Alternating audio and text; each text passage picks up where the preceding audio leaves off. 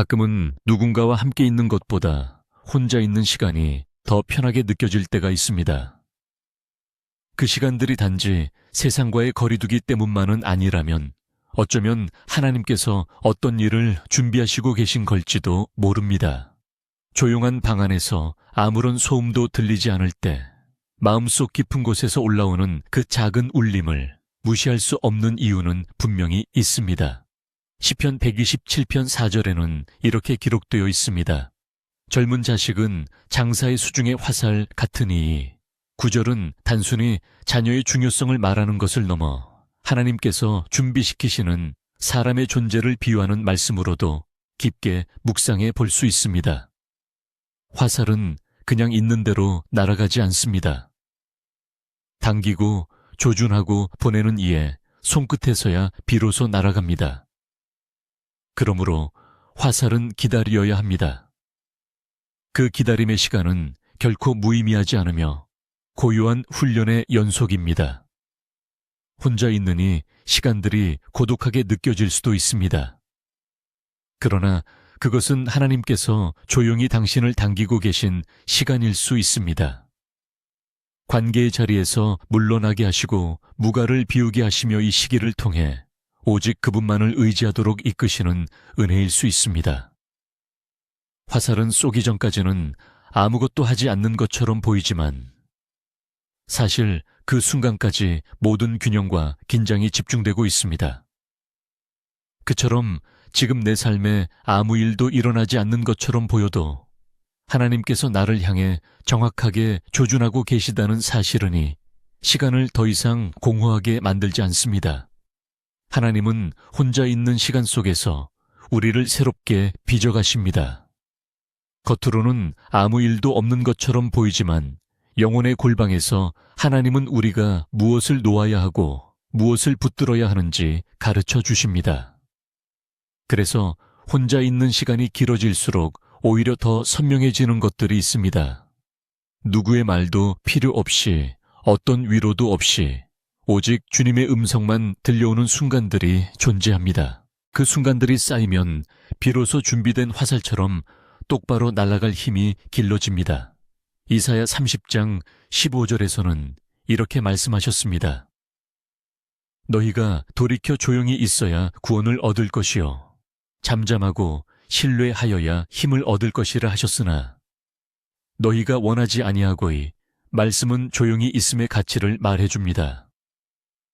고요한 시간을 피하려고만 했던 우리에게 하나님은 그 시간에서 구원과 힘을 주신다고 하십니다. 준비는 격렬한 훈련장에서만 이루어지는 것이 아닙니다. 누구도 보지 않는 침묵의 골방에서 마음을 다시 고쳐먹는 그 조용한 순간들이야말로 하나님의 손에 들린 화살로 빚어지는 진짜 과정입니다. 그러므로 혼자라는 시간을 두려워하지 마십시오. 그것은 단절이 아니라 집중입니다. 하나님이 당신을 놓치지 않으시기 때문에 오히려 누구보다 가까이 당신을 붙들고 계시는 시간입니다. 땅속 깊이 묻힌 씨앗이 어둠 속에서 싹을 틔우듯 우리의 영혼도 보이지 않는 시간 속에서 하나님의 손에 의해 천천히 자라납니다. 사람들 틈에서 이룰 수 없는 것들이 혼자의 시간에서 시작됩니다. 그 자리에 있는 것이 하나님의 계획 안에 있다면 그곳이 바로 훈련의 자리이며 하나님의 전진기입니다. 하나님은 자신이 사용하실 사람을 반드시 따로 불러내십니다. 모세도 광야에서, 요셉도 감옥에서, 다윗도 들판에서 하나님과 깊은 시간을 가졌습니다. 그 시간이 없었다면 그들은 단지 사람의 눈에 보이는 리더가 될 수는 있었겠지만 하나님의 사람으로는 결코 준비될 수 없었을 것입니다. 그렇게 보면 지금 나의 이 고요한 시간이 결코 작지 않다는 것을 알게 됩니다.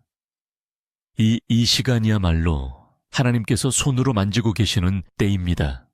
누가 보지 않아도 하나님은 보고 계시며 누가 알아주지 않아도 하나님은 기억하고 계십니다. 그것이면 충분합니다. 하나님이 다루시는 방식은 조용합니다. 인생의 큰 전환점은 되게 외로움의 시간에 깊어집니다.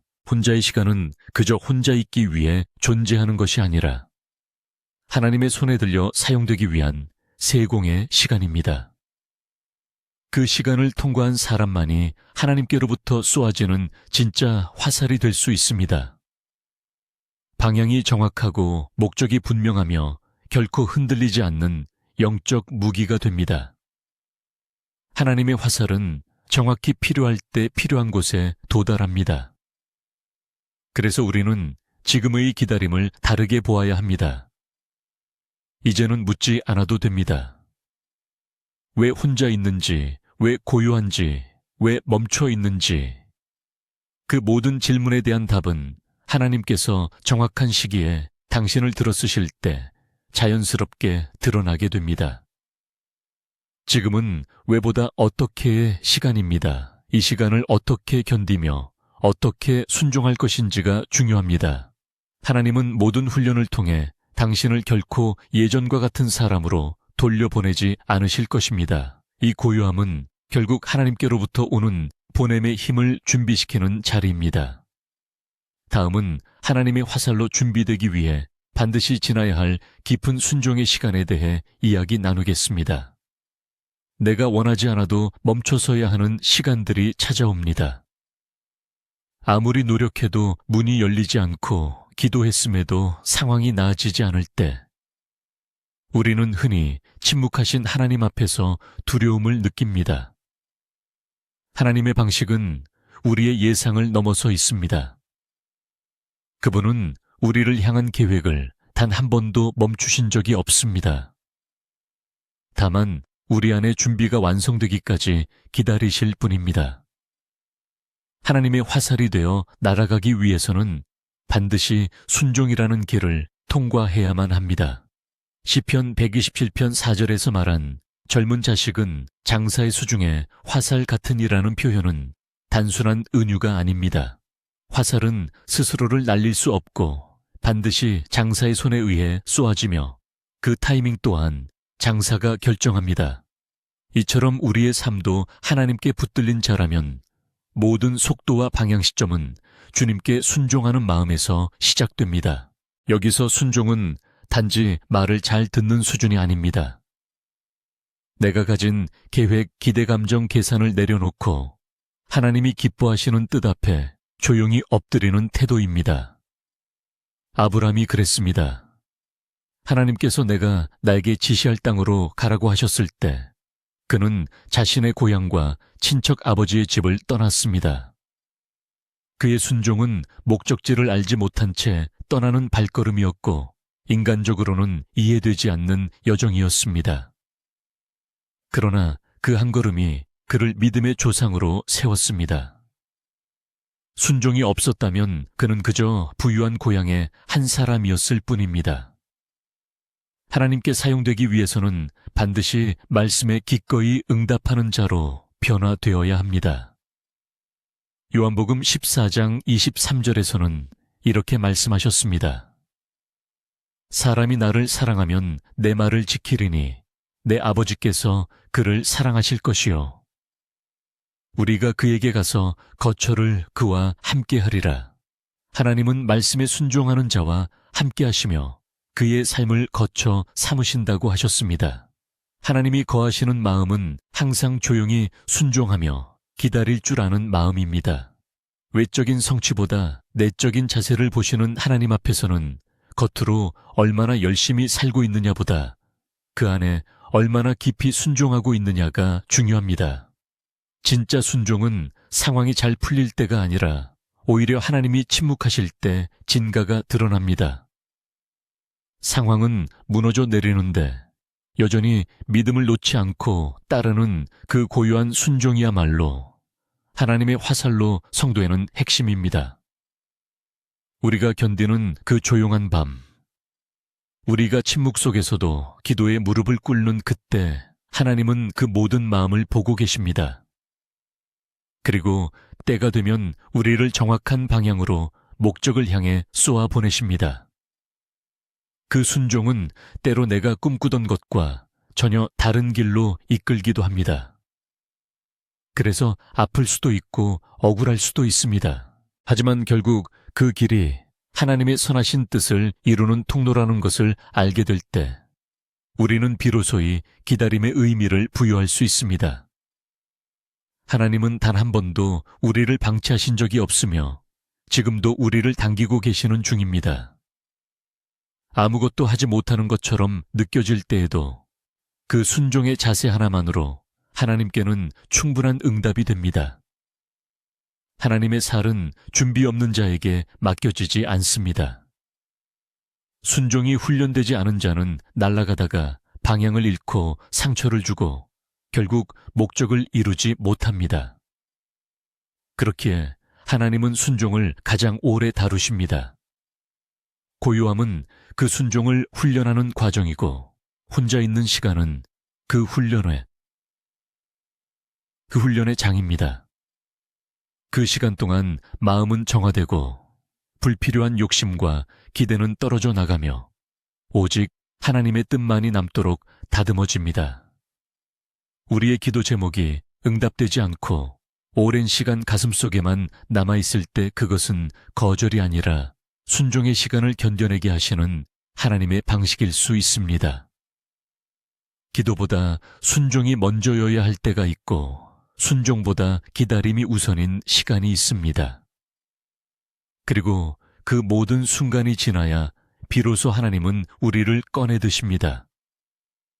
그리고 그때가 오면 세상이 감당하지 못할 정확한 화살로 우리를 사용하십니다. 그러므로 지금 나의 마음에 묻습니다. 나는 하나님께 순종하고 있는가? 아니면 상황에 반응하고 있는가? 내 삶의 중심은 하나님의 뜻인가? 나의 바람인가?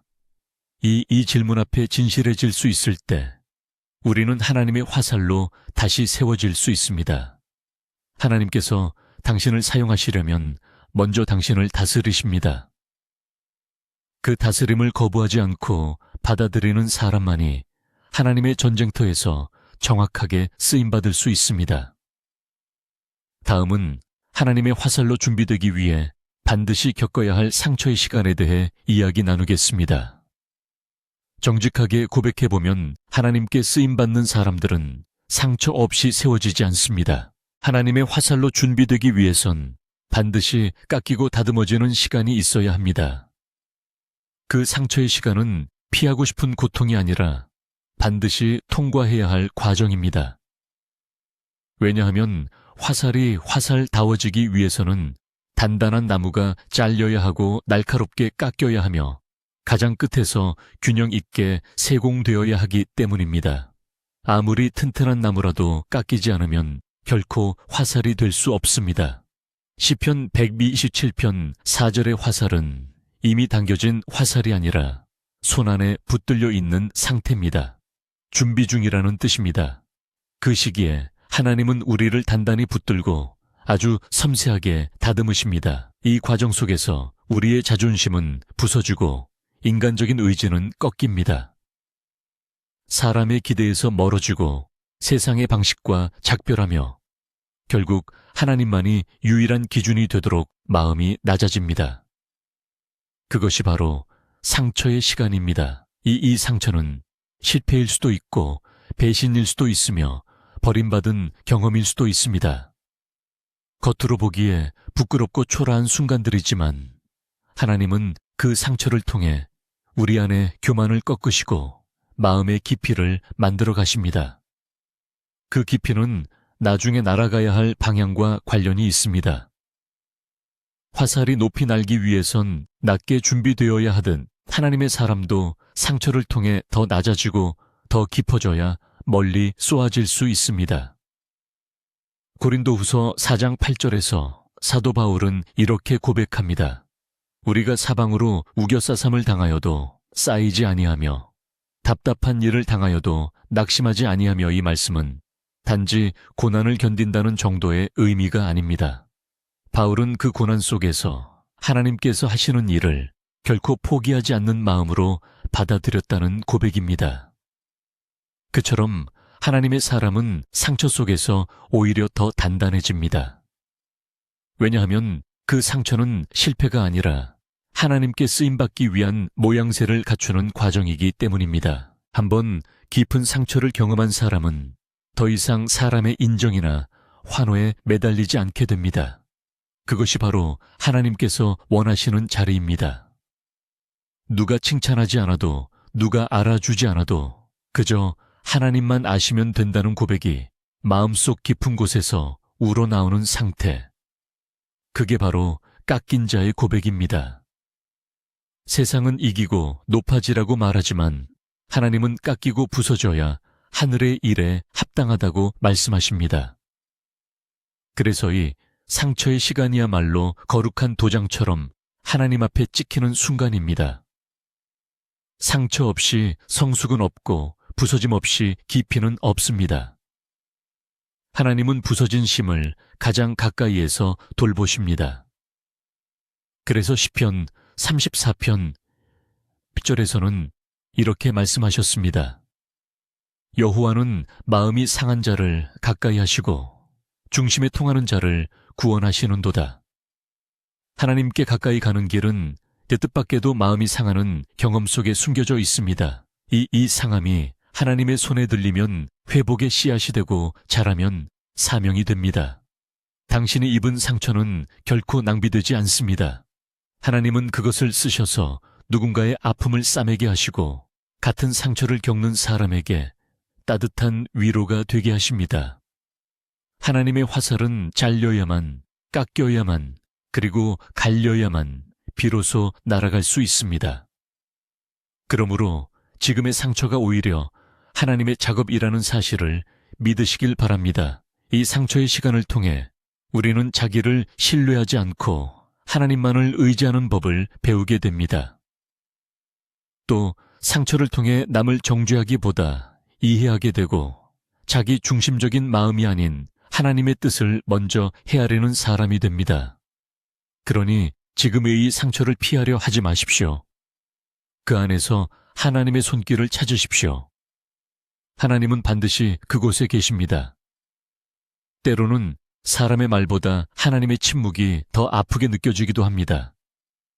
왜 아무 말씀이 없으신지, 왜 이 상황을 허락하셨는지 이해되지 않는 질문들이 마음을 짓누릅니다. 하지만 침묵은 외면이 아닙니다. 화살은 쏘기 전 가장 강하게 당겨주고 가장 조용히 숨을 죽이는 순간을 지나야 하든 지금의 고통이 깊을수록 하나님께서 곧 사용하실 사인이 될 수 있습니다. 이 상처의 시간은 영혼의 근육을 키우는 시간이기도 합니다. 하나님은 그 힘을 통해 방향을 잃지 않는 화살로 우리를 세우십니다. 자신이 쓸모없게 느껴질 때가 있습니다.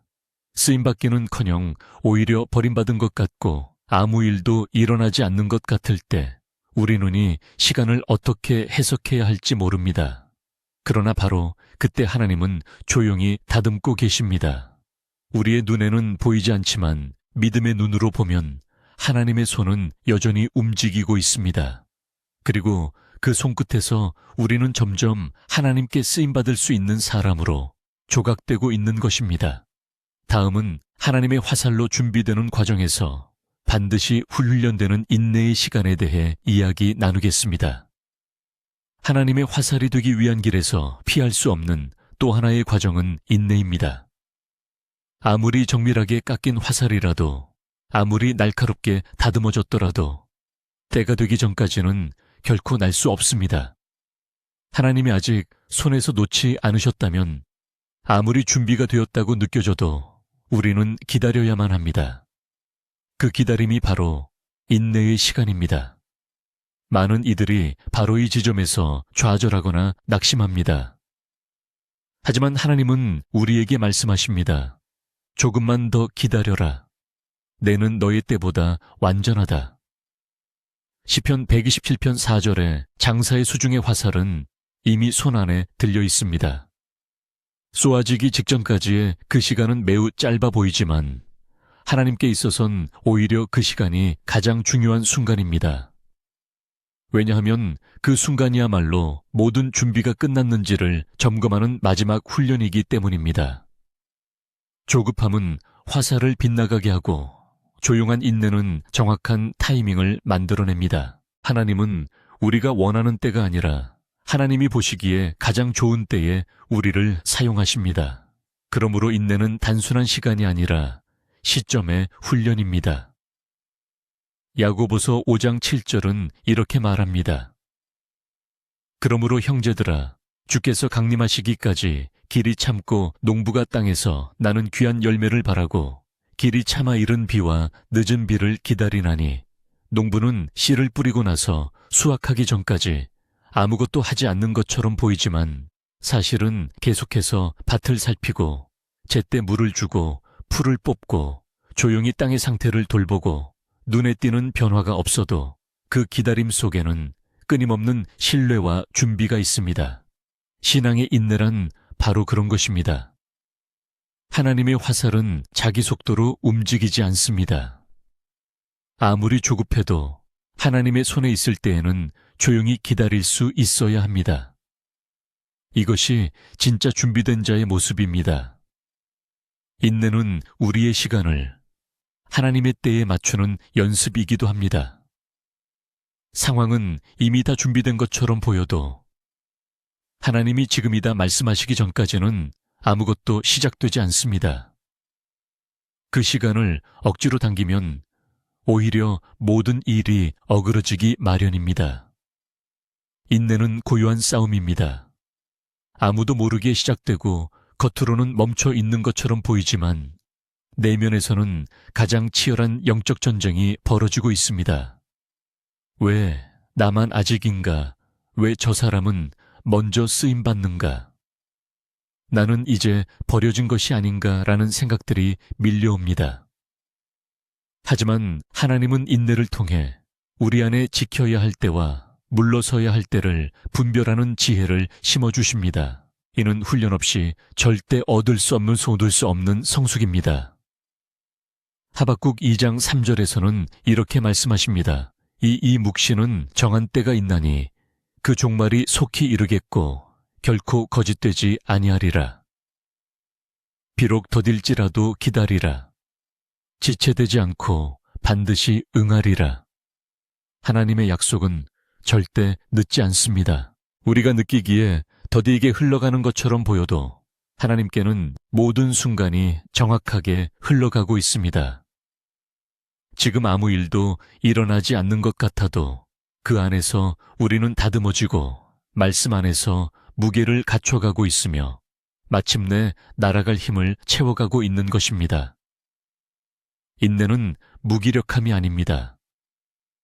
오히려 강한 의지로 하나님의 손안에 가만히 머무는 것입니다.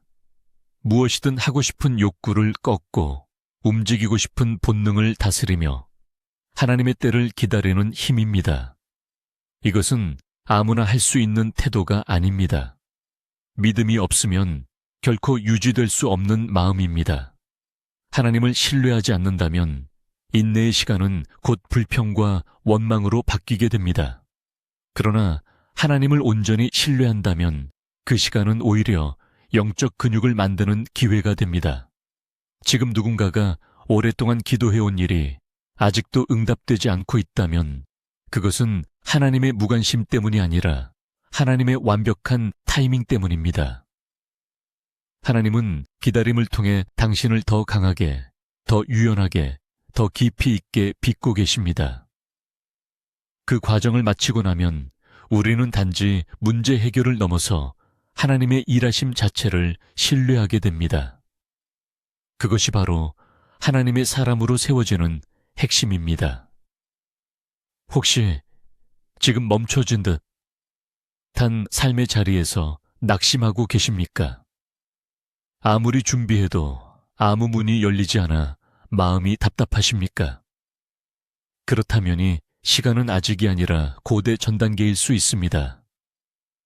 하나님은 결코 불필요한 기다림을 주시지 않습니다.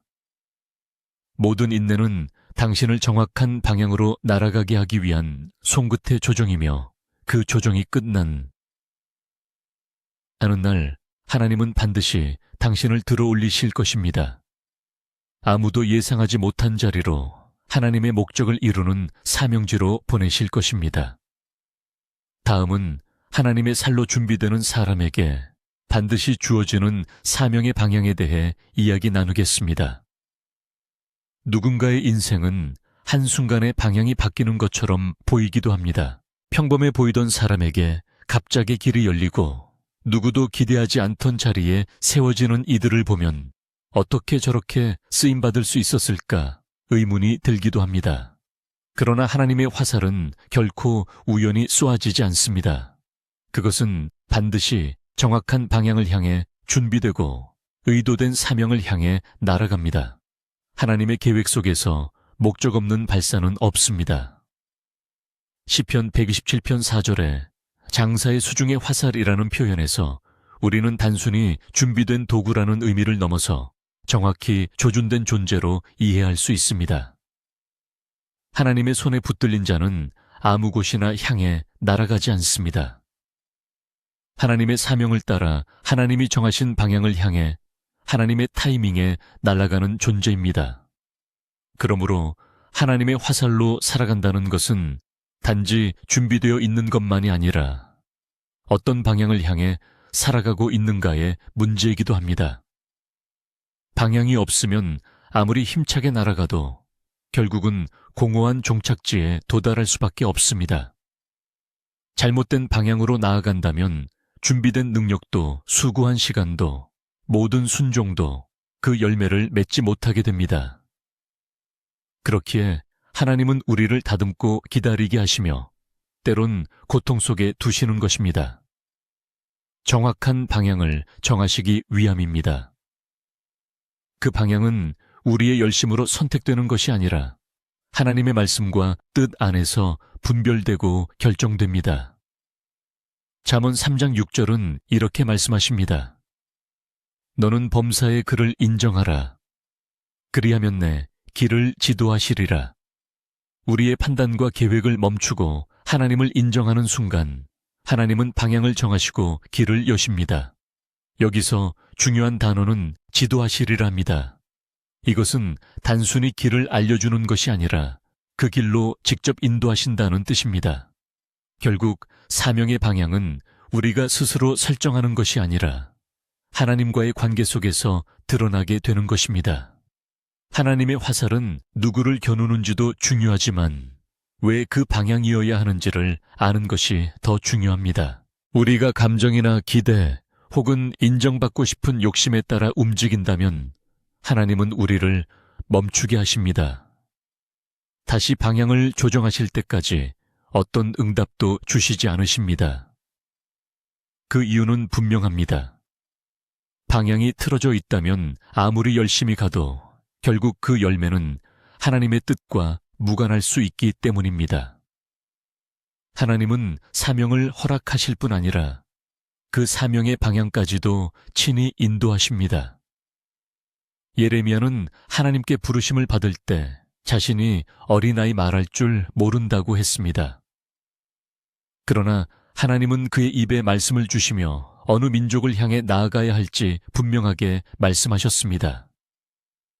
보라, 내가 오늘 너를 여러 나라와 여러 왕국 위에 세워라고 하신 그 부르심은 단순한 직분이 아니라 방향이었습니다. 예레미야는 사람들의 비난을 감당해야 했고 고독한 사명의 길을 걸어야 했지만 그가 하나님의 화살로 살아낼 수 있었던 이유는 하나님께서 정하신 방향을 놓치지 않았기 때문입니다. 사명의 방향은 되게 내가 원하던 길이 아닐 수도 있습니다. 오히려 가고 싶지 않았던 곳, 다시는 마주치고 싶지 않았던 사람들 피하고 싶었던 문제 한가운데일 수 있습니다. 그러나 하나님은 가장 필요로 하는 곳에 가장 필요한 때에 가장 준비된 사람을 보내십니다. 그렇기에 하나님께서 사명을 주실 때 우리는 묻기보다는 엎드려야 합니다. 그 방향이 내 기대와 달라도 하나님께서 조준하셨다면 그 길이 가장 선한 길임을 믿는 것이 믿음입니다. 어떤 사람은 하나님께 쓰임받고 싶다고 기도하면서도 실제로 하나님이 자신을 향해 방향을 정하시면 두려워하고 도망치기도 합니다. 그러나 하나님의 화살은 스스로 날 수 없습니다. 주님께서 지금이다 하실 때이 길이다 하실 때 우리는 그저 그분의 손에 순종으로 들려야 합니다. 그것이 하나님이 쓰시는 사람의 태도입니다. 주님의 방향에 거부하지 않고 자신의 기대를 내려놓고 그분의 계획을 따르는 사람. 그 사람이 진정한 화살입니다.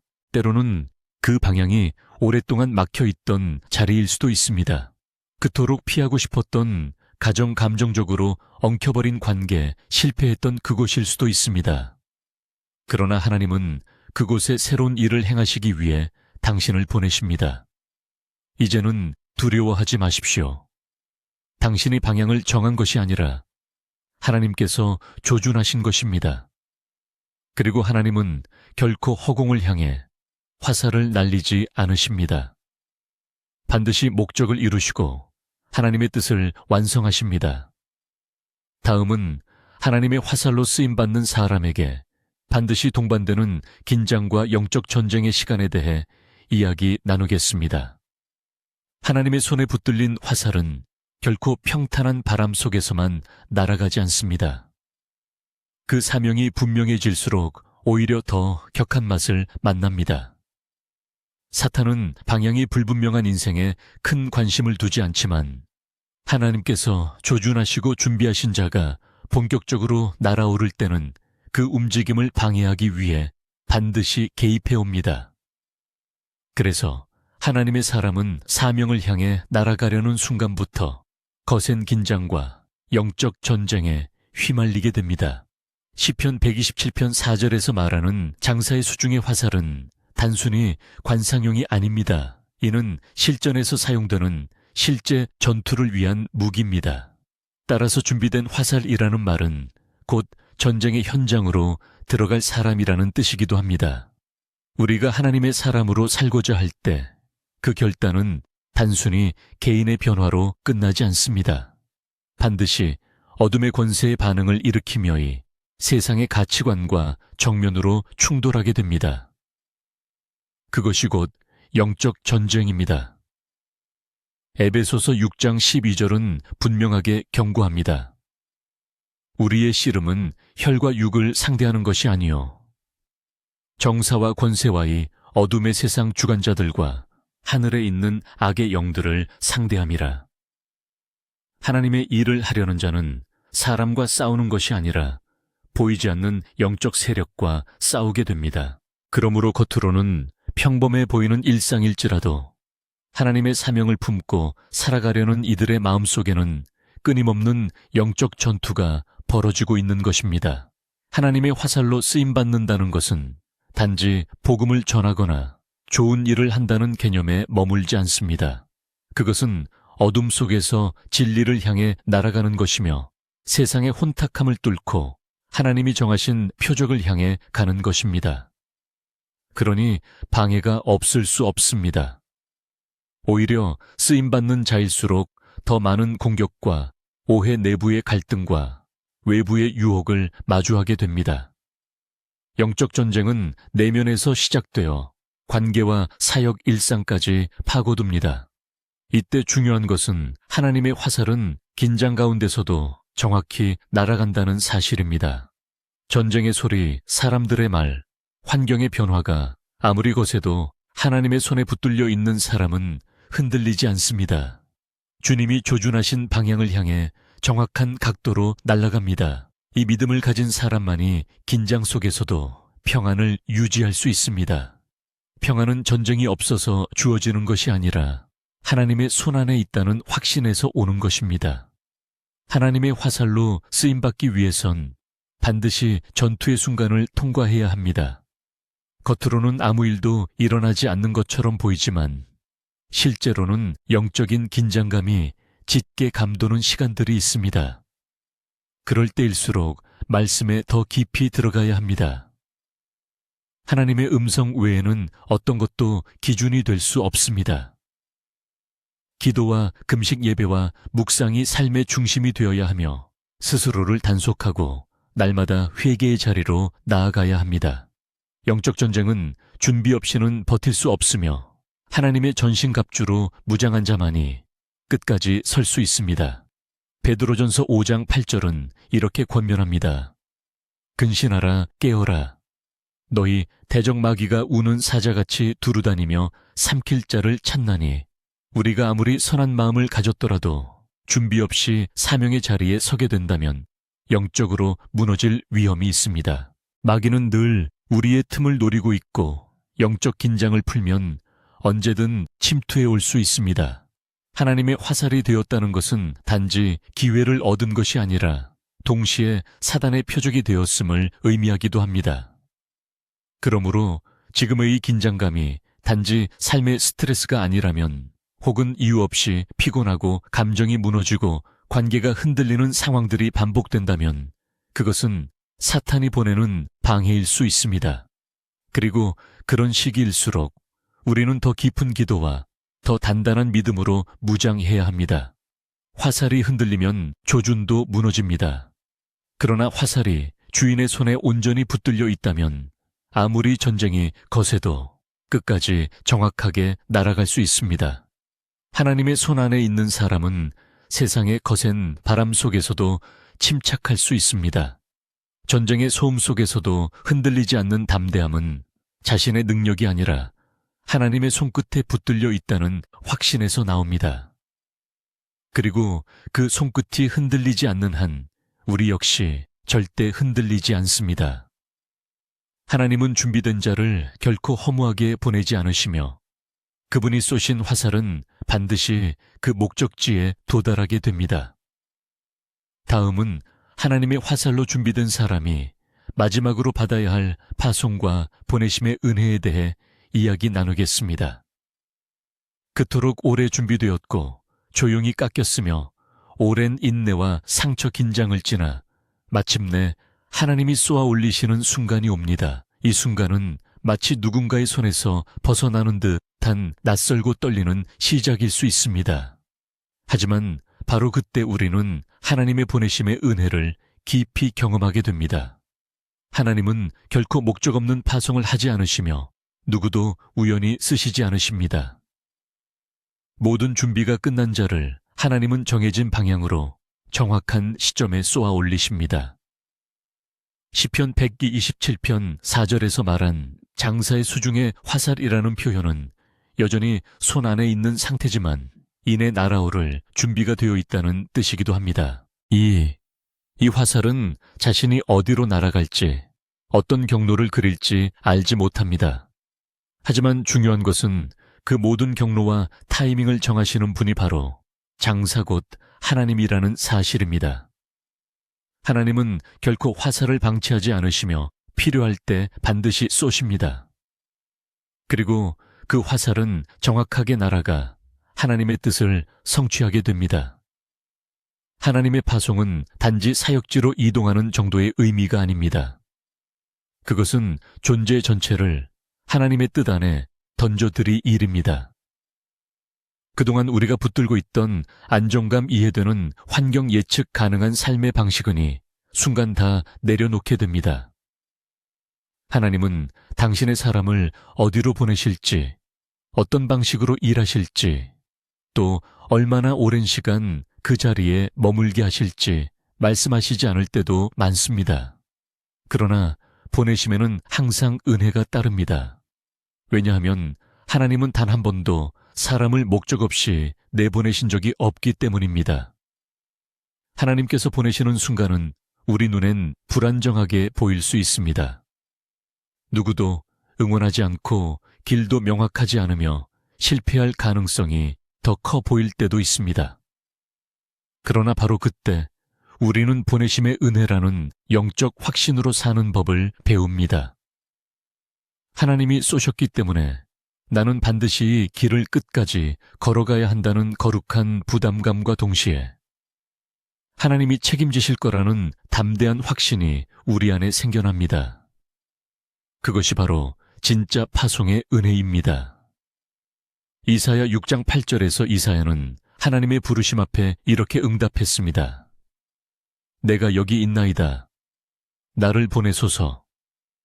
이 한마디는 단지 자원함의 표현이 아니라 자신의 모든 삶을 하나님께 맡기는 헌신의 고백이었습니다.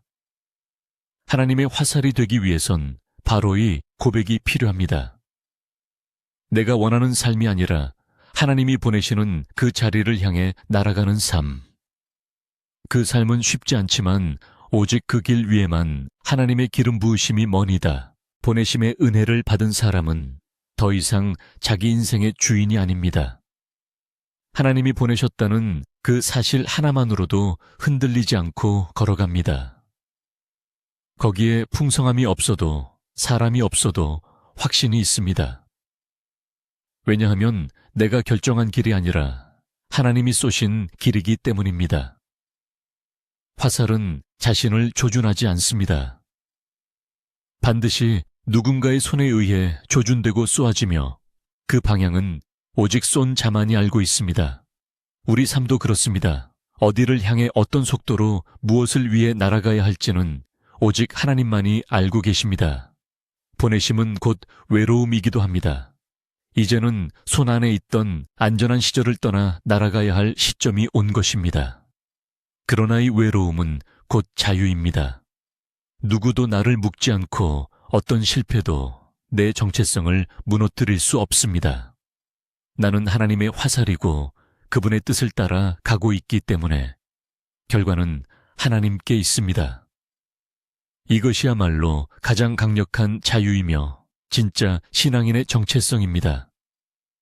많은 이들이 하나님께 쓰임받기를 원하지만 그 보내심의 순간 앞에서 두려움에 물러섭니다. 내가 다 준비되었는지 실패하지 않을지 그 자리에 합당한지 끊임없이 의심하게 됩니다. 그러나 하나님은 이미 다 보시고 다듬으시고 준비되었다 판단하셨기에 쏘시는 것입니다. 우리가 할 일은 두려움이 아니라 신뢰로 응답하는 것입니다. 하나님께서 나를 쏘셨다면 그 끝에 반드시 그분의 뜻이 기다리고 있습니다. 이제 보내심의 시간입니다. 주저하지 마십시오. 뒤를 돌아보지 마십시오. 하나님은 결코 아무나 쏘지 않으시며 아무렇게나 쏘시지 않습니다. 지금의 출발은 당신을 향한 하나님의 깊은 계획의 연장선입니다. 당신은 지금 하나님께 조준되어 있습니다. 그리고 그 손은 절대 실수하지 않습니다. 다음은 보내심 이후 화살로 살아가는 삶의 자리에서 반드시 겪게 되는 지속적인 연단과 순결의 과정에 대해 이야기 나누겠습니다. 하나님의 손에서 쏘아진 화살이라고 해서 그 여정이 이제 끝난 것은 아닙니다. 오히려 진짜 여정은 바로 그때부터 시작됩니다. 명예 자리에 도달한 후에도 우리는 여전히 연단받고 매일같이 다시 다듬어져야 합니다. 하나님은 단지 우리를 어떤 자리에 세우시는 것으로 만족하지 않으십니다. 그 자리에 머무는 동안 우리의 내면이 변하지 않는다면 아무리 놀라운 일들이 외적으로 일어나도 결국 방향을 잃게 됩니다. 하나님의 화살은 쏘아진 이후에도 계속 순결하게 다듬어져야 하는 존재입니다. 시편 127편 4절에서 화살은 장사의 손 안에 있지만 그 화살이 날아간 후에도 그 뜻이 온전히 이루어지기 위해서는 계속해서 마음과 자세가 지켜져야 합니다. 왜냐하면 하나님의 사명은 단발적 사건이 아니라 지속적 삶이기 때문입니다. 보내심을 받았다고 해서 모든 시험과 유혹이 끝나는 것이 아닙니다. 오히려 그때부터 더 미묘한 시험들이 다가오기 시작합니다. 성공에 대한 기대, 사람들의 칭찬 결과에 대한 과도한 책임감, 자기 의로 무너지는 내면의 교만까지. 하나님의 화살로 살아가는 사람은 평생을 순결하게 지켜내는 영적 긴장이 필요합니다. 베드로전서 1장 7절에서 말씀합니다. 너희 믿음의 시련이 불로 연단하여도 없어질 금보다 더 귀하여 예수 그리스도께서 나타나실 때에 칭찬과 영광과 종의를 얻게 하려 함이라. 믿음의 시련은 끝난 것이 아닙니다. 오히려 하나님께서 우리를 사용하실수록 더 정결한 믿음을 위해 더 깊은 불 속으로 이끄시는 일도 일어납니다. 이 연단은 단지 잘못했기 때문이 아니라 하나님이 더 큰 것을 맡기시기 위한 사전 작업입니다. 하나님은 쓰신 사람을 그냥 내버려 두지 않으십니다. 그분은 더 깊은 순결함을 요구하시고 더 투명한 동기를 점검하시며 더 섬세한 마음을 만들기 위해 계속해서 연단하십니다. 마치 금을 단련하듯 아무 불순물이 없는 그 상태가 될 때까지 반복하여 다루시는 것입니다. 이는 고통스럽지만 축복입니다. 왜냐하면 하나님이 나를 포기하지 않으셨다는 증거이기 때문입니다. 하나님이 연단을 멈추신다면 그것이야말로 진짜 버려진 인생일 것입니다. 보내심을 받은 자리에 오래 머물다 보면 처음의 열정은 쉽고 순수했던 동기는 흐려지고 사명은 부담으로 바뀌기 시작합니다. 그때 하나님은 다시 우리를 정결케 하십니다. 내면을 뒤흔드시고 말씀을 다시 새기게 하시며 기도의 골방으로 돌아오게 하십니다. 이 과정은 유지가 아니라 회복입니다. 하나님께서 지속적으로 우리의 영을 깨우시는 방식입니다.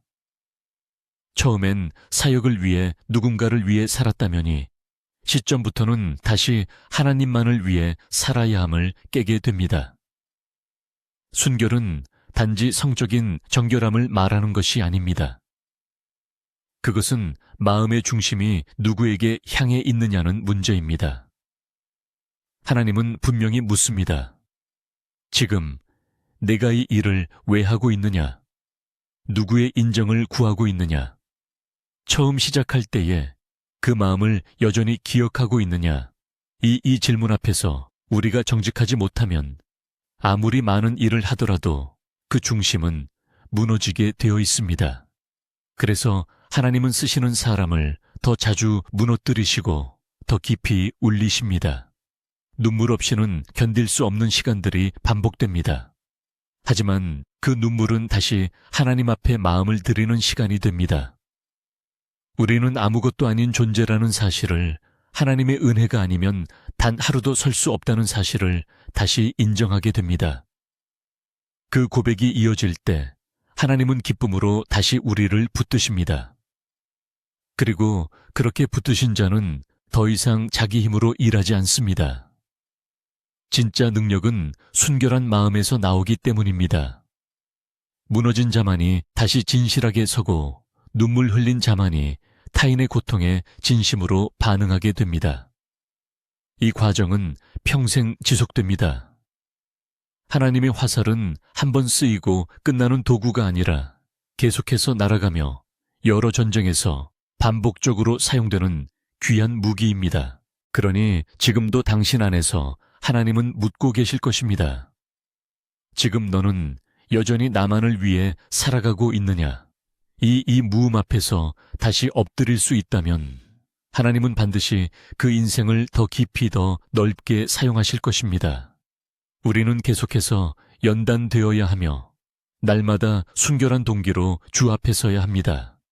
다음은 하나님의 화살로 날아가는 삶에서 반드시 지켜야 할 사명의 지속과 종착에 대한 준비에 대해 이야기 나누겠습니다.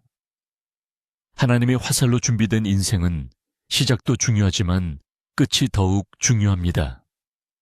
아무리 바르게 쏘아졌더라도 목적지에 도달하지 못하면 그 사명은 완성되지 않습니다. 하나님의 손에서 출발한 화살은 하나님이 정하신 지점에 도달해야만 그 존재의 의미를 다하는 것입니다. 그렇기 때문에 하나님의 사람은 하루하루가 소중한 마무리의 연속이어야 합니다. 단지 시작만이 아니라 매일의 끝을 어떻게 살아내는지가 사명의 지속성과 직결되기 때문입니다. 시편 127편 4절에서 언급된 화살은 정지된 존재가 아니라 명확한 목적지를 향해 날아가는 존재입니다. 그 말은 결국 목표에 도달하는 것이 사명의 완성이라는 뜻이기도 합니다. 사명은 과정이지만 동시에 반드시 완주해야 할 여정입니다. 중간에 멈추고 포기한 사명은 결국 아무 의미 없이 바람 속에 흩어진 화살처럼 허무하게 사라질 수밖에 없습니다. 하나님은 결코 중도에 포기하는 것을 기뻐하지 않으십니다. 그분은 시작보다 끝을 더욱 중요하게 여기십니다. 전도서 7장 8절에서는 이렇게 말씀하십니다. 일의 끝이 시작보다 낮고 참는 마음이 교만한 마음보다 나으니라. 이 구절은 단지 인내를 강조하는 것이 아니라 끝맺음의 거룩함을 강조하고 있습니다.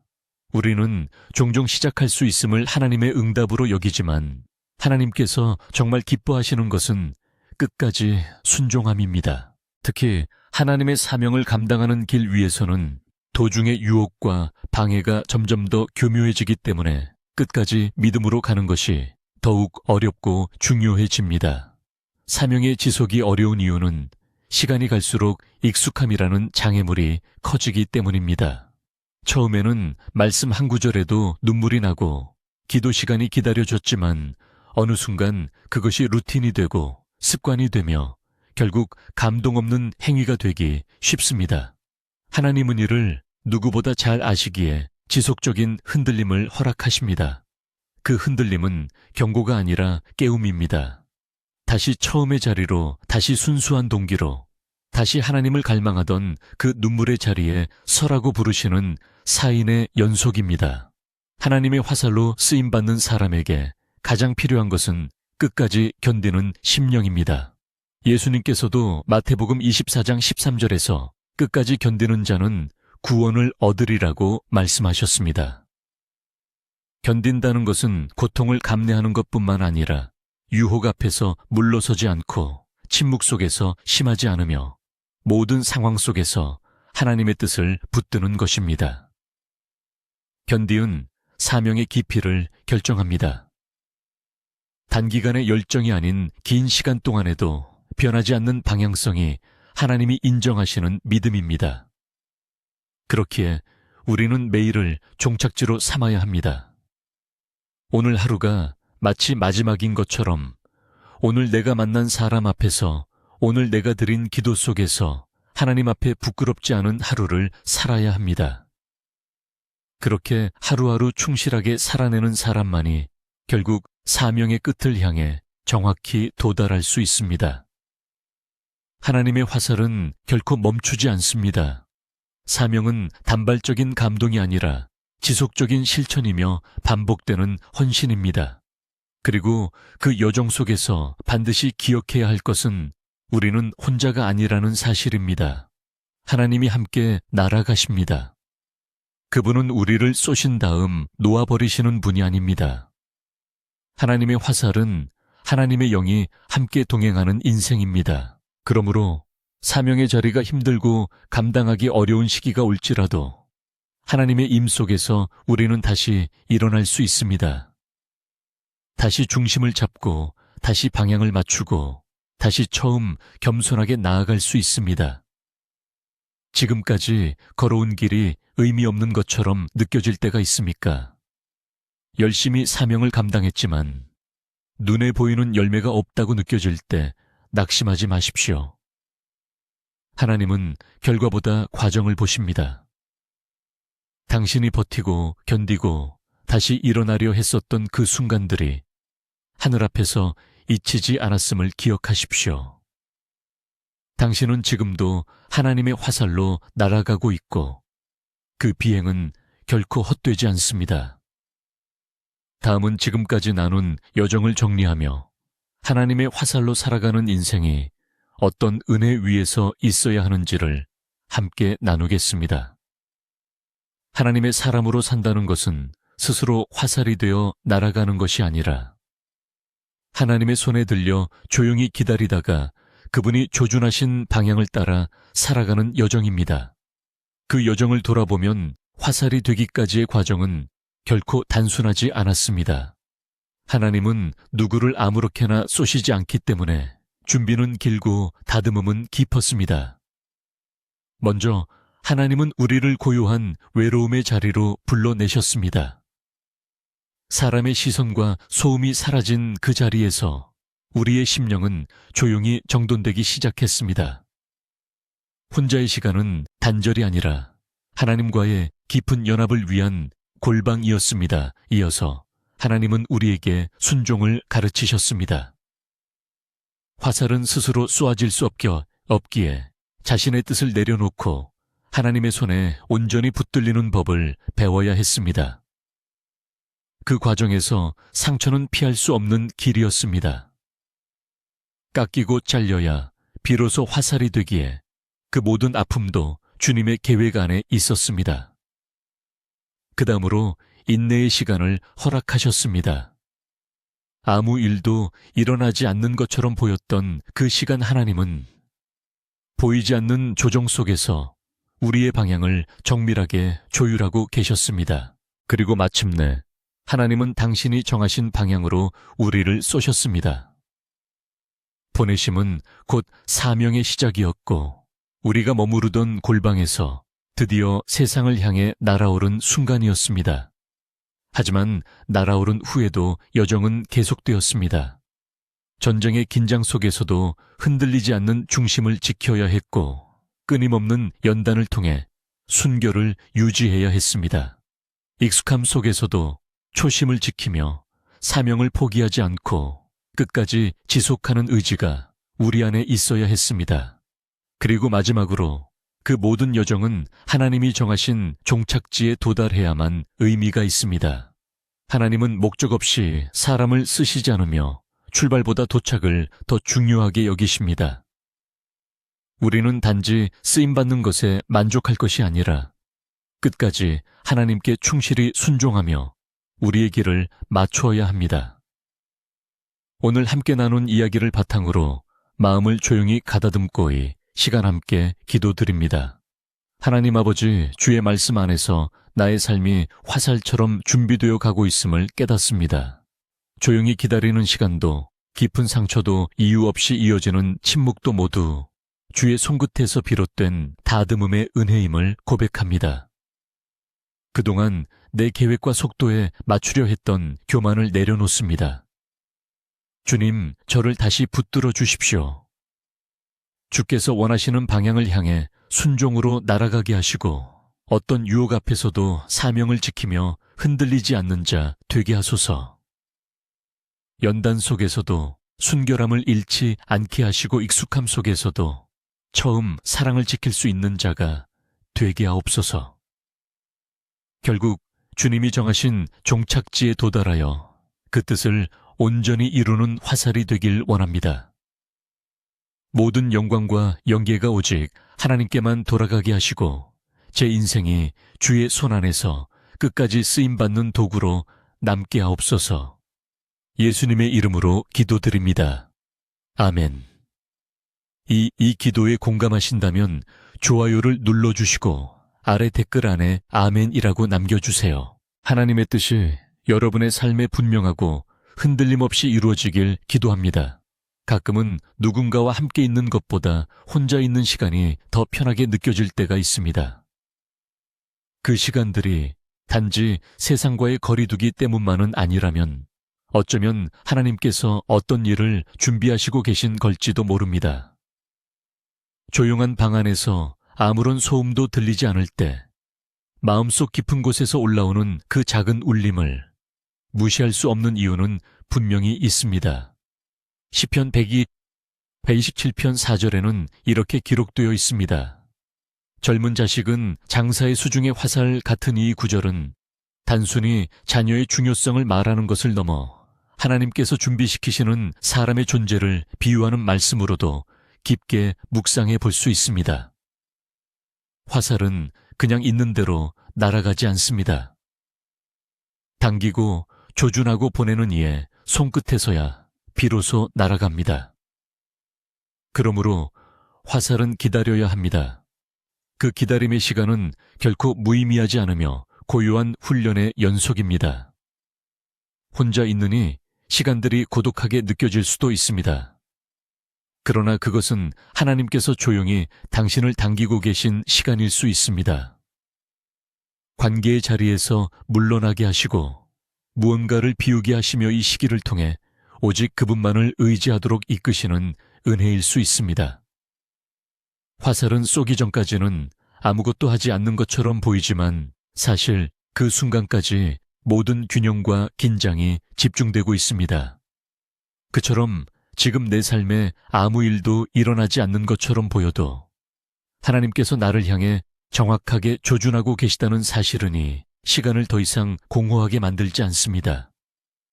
하나님은 혼자 있는 시간 속에서 우리를 새롭게 빚어가십니다. 겉으로는 아무 일도 없는 것처럼 보이지만 영혼의 골방에서 하나님은 우리가 무엇을 놓아야 하고 무엇을 붙들어야 하는지 가르쳐 주십니다. 그래서 혼자 있는 시간이 길어질수록 오히려 더 선명해지는 것들이 있습니다. 누구의 말도 필요 없이, 어떤 위로도 없이 오직 주님의 음성만 들려오는 순간들이 존재합니다. 그 순간들이 쌓이면 비로소 준비된 화살처럼 똑바로 날아갈 힘이 길러집니다. 이사야 30장 15절에서는 이렇게 말씀하셨습니다. 너희가 돌이켜 조용히 있어야 구원을 얻을 것이요 잠잠하고 신뢰하여야 힘을 얻을 것이라 하셨으나 너희가 원하지 아니하고이. 말씀은 조용히 있음의 가치를 말해줍니다. 보유한 시간을 피하려고만 했던 우리에게 하나님은 그 시간에서 구원과 힘을 주신다고 하십니다. 준비는 격렬한 훈련장에서만 이루어지는 것이 아닙니다. 누구도 보지 않는 침묵의 골방에서 마음을 다시 고쳐먹는 그 조용한 순간들이야말로 하나님의 손에 들린 화살로 빚어지는 진짜 과정입니다. 그러므로 혼자라는 시간을 두려워하지 마십시오. 그것은 단절이 아니라 집중입니다. 하나님이 당신을 놓치지 않으시기 때문에 오히려 누구보다 가까이 당신을 붙들고 계시는 시간입니다. 땅속 깊이 묻힌 씨앗이 어둠 속에서 싹을 틔우듯 우리의 영혼도 보이지 않는 시간 속에서 하나님의 손에 의해 천천히 자라납니다. 사람들 틈에서 이룰 수 없는 것들이 혼자의 시간에서 시작됩니다. 그 자리에 있는 것이 하나님의 계획 안에 있다면 그곳이 바로 훈련의 자리이며 하나님의 전진 기지입니다.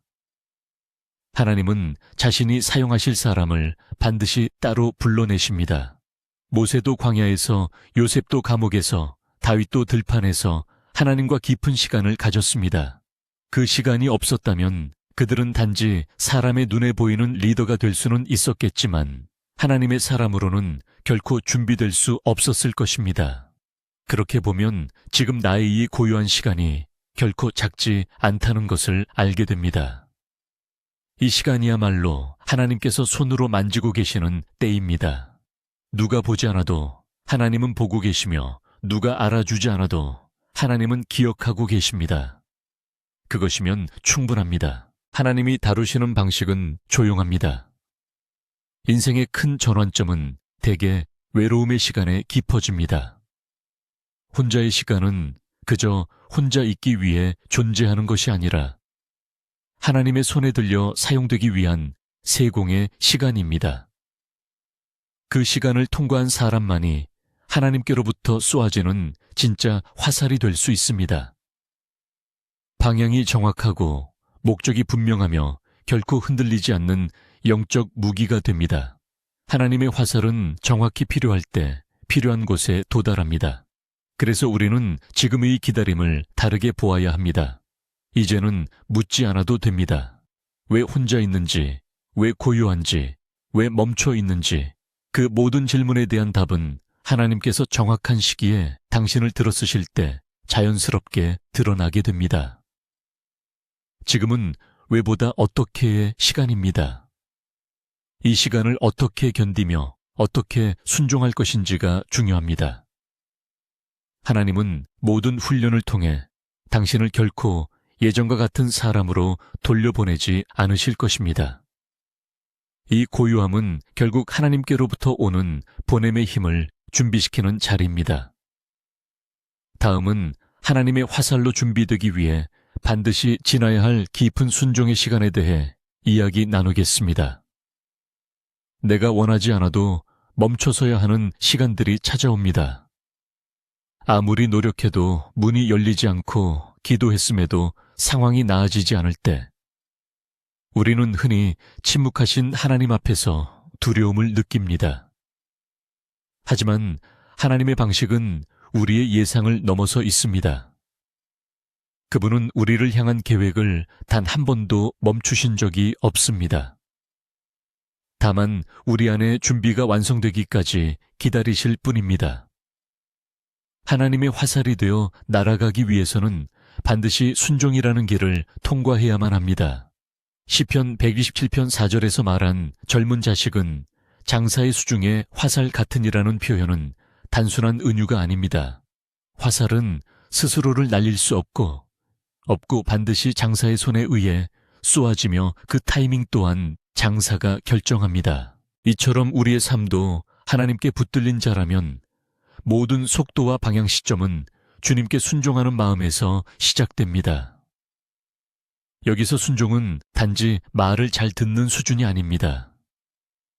내가 가진 계획, 기대, 감정, 계산을 내려놓고 하나님이 기뻐하시는 뜻 앞에 조용히 엎드리는 태도입니다. 아브라함이 그랬습니다. 하나님께서 내게 지시할 땅으로 가라고 하셨을 때 그는 자신의 고향과 친척 아버지의 집을 떠났습니다. 그의 순종은 목적지를 알지 못한 채 떠나는 발걸음이었고 인간적으로는 이해되지 않는 여정이었습니다. 그러나 그 한 걸음이 그를 믿음의 조상으로 세웠습니다. 순종이 없었다면 그는 그저 부유한 고향의 한 사람이었을 뿐입니다. 하나님께 사용되기 위해서는 반드시 말씀에 기꺼이 응답하는 자로 변화되어야 합니다. 요한복음 14장 23절에서는 이렇게 말씀하셨습니다. 사람이 나를 사랑하면 내 말을 지키리니 내 아버지께서 그를 사랑하실 것이요 우리가 그에게 가서 거처를 그와 함께 하리라. 하나님은 말씀에 순종하는 자와 함께 하시며 그의 삶을 거처 삼으신다고 하셨습니다. 하나님이 거하시는 마음은 항상 조용히 순종하며 기다릴 줄 아는 마음입니다. 외적인 성취보다 내적인 자세를 보시는 하나님 앞에서는 겉으로 얼마나 열심히 살고 있느냐보다 그 안에 얼마나 깊이 순종하고 있느냐가 중요합니다. 진짜 순종은 상황이 잘 풀릴 때가 아니라 오히려 하나님이 침묵하실 때 진가가 드러납니다.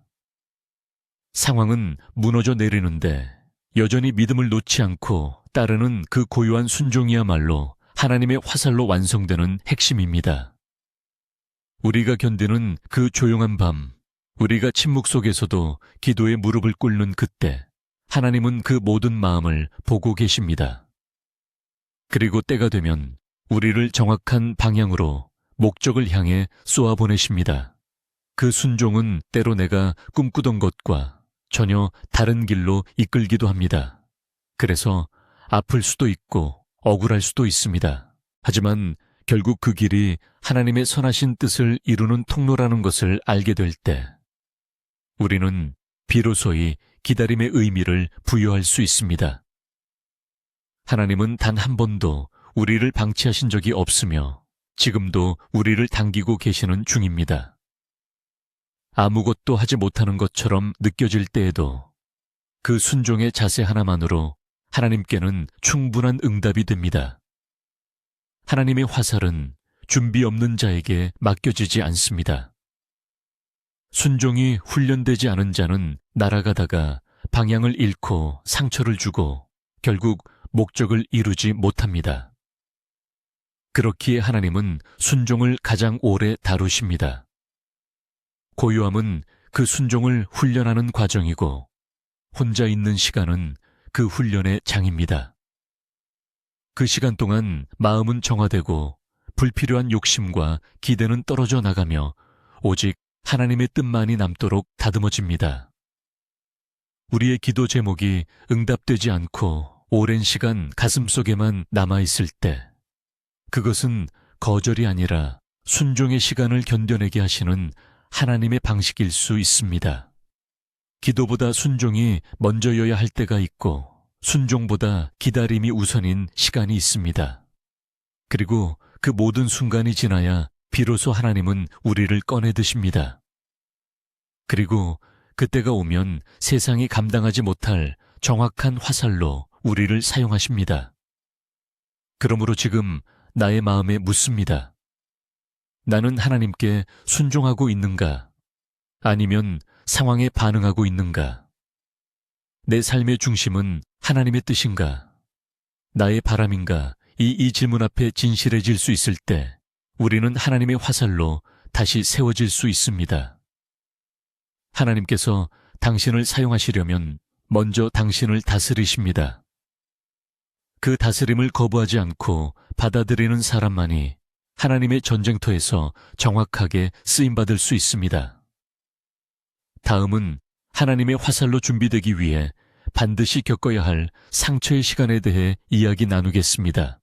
정직하게 고백해보면 하나님께 쓰임받는 사람들은 상처 없이 세워지지 않습니다.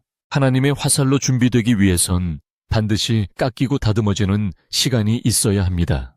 그 상처의 시간은 피하고 싶은 고통이 아니라 반드시 통과해야 할 과정입니다.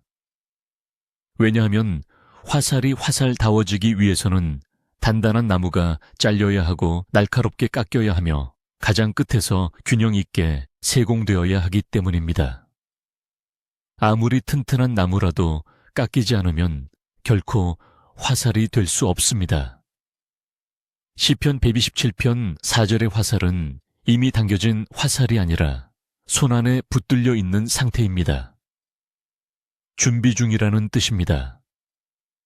그 시기에 하나님은 우리를 단단히 붙들고 아주 섬세하게 다듬으십니다. 이 과정 속에서 우리의 자존심은 부서지고 인간적인 의지는 꺾입니다.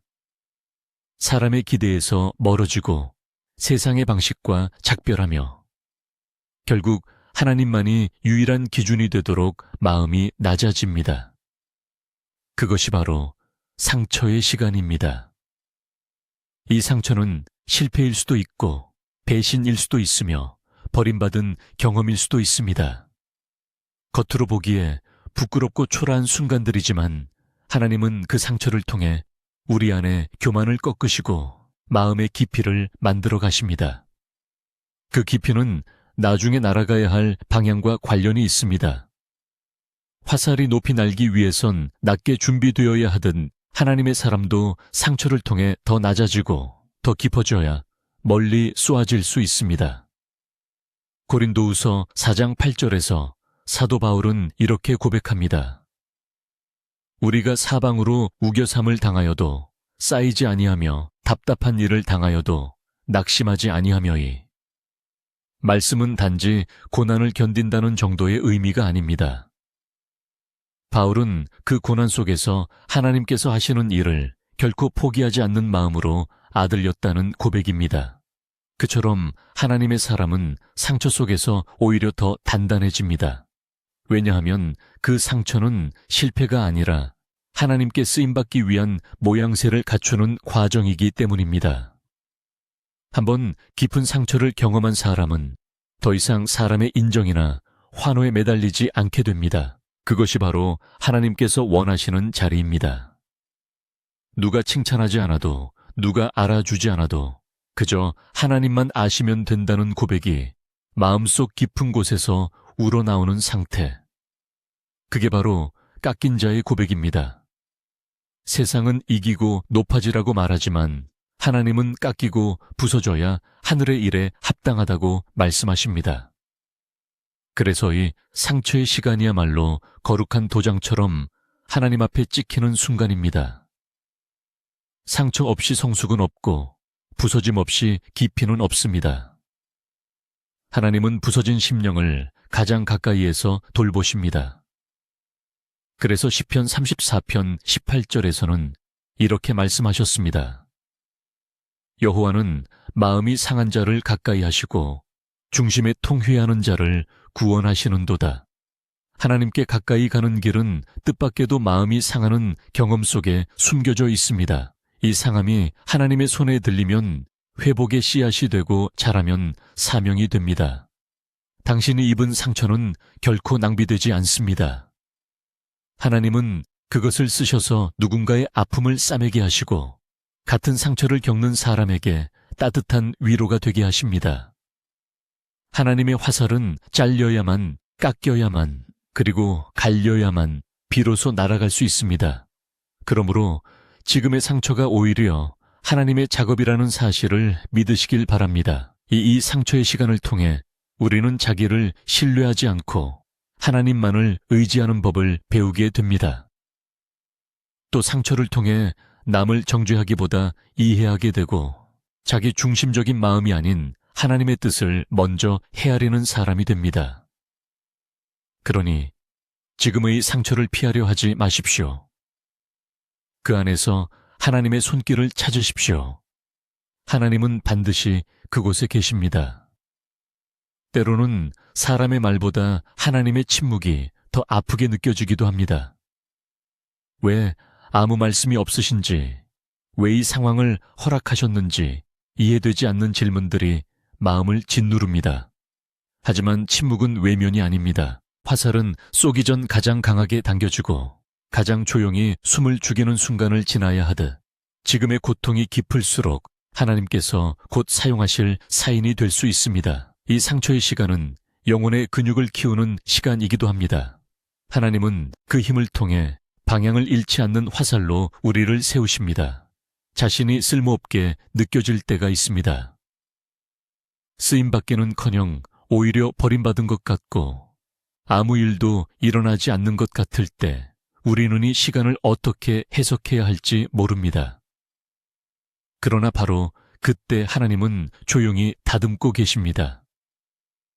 우리의 눈에는 보이지 않지만 믿음의 눈으로 보면 하나님의 손은 여전히 움직이고 있습니다. 그리고 그 손끝에서 우리는 점점 하나님께 쓰임받을 수 있는 사람으로 조각되고 있는 것입니다. 다음은 하나님의 화살로 준비되는 과정에서 반드시 훈련되는 인내의 시간에 대해 이야기 나누겠습니다. 하나님의 화살이 되기 위한 길에서 피할 수 없는 또 하나의 과정은 인내입니다. 아무리 정밀하게 깎인 화살이라도 아무리 날카롭게 다듬어졌더라도 때가 되기 전까지는 결코 날 수 없습니다. 하나님이 아직 손에서 놓지 않으셨다면 아무리 준비가 되었다고 느껴져도 우리는 기다려야만 합니다. 그 기다림이 바로 인내의 시간입니다. 많은 이들이 바로 이 지점에서 좌절하거나 낙심합니다. 하지만 하나님은 우리에게 말씀하십니다. 조금만 더 기다려라. 내는 너희 때보다 완전하다. 시편 127편 4절에 장사의 수중의 화살은 이미 손안에 들려 있습니다. 쏘아지기 직전까지의 그 시간은 매우 짧아 보이지만 하나님께 있어선 오히려 그 시간이 가장 중요한 순간입니다. 왜냐하면 그 순간이야말로 모든 준비가 끝났는지를 점검하는 마지막 훈련이기 때문입니다. 조급함은 화살을 빗나가게 하고 조용한 인내는 정확한 타이밍을 만들어냅니다. 하나님은 우리가 원하는 때가 아니라 하나님이 보시기에 가장 좋은 때에 우리를 사용하십니다. 그러므로 인내는 단순한 시간우기가 아니라 시점의 훈련입니다. 야고보서 5장 7절은 이렇게 말합니다. 그러므로 형제들아 주께서 강림하시기까지 길이 참고 농부가 땅에서 나는 귀한 열매를 바라고 길이 참아 이은 비와 늦은 비를 기다리나니 농부는 씨를 뿌리고 나서 수확하기 전까지 아무것도 하지 않는 것처럼 보이지만 사실은 계속해서 밭을 살피고 제때 물을 주고 풀을 뽑고 조용히 땅의 상태를 돌보고 있습니다. 눈에 띄는 변화가 없어도 그 기다림 속에는 끊임없는 신뢰와 준비가 있습니다. 신앙의 인내란 바로 그런 것입니다. 하나님의 화살은 자기 속도로 움직이지 않습니다. 아무리 조급해도 하나님의 손에 있을 때에는 조용히 기다릴 수 있어야 합니다. 이것이 진짜 준비된 자의 모습입니다. 인내는 우리의 시간을 하나님의 때에 맞추는 연습이기도 합니다.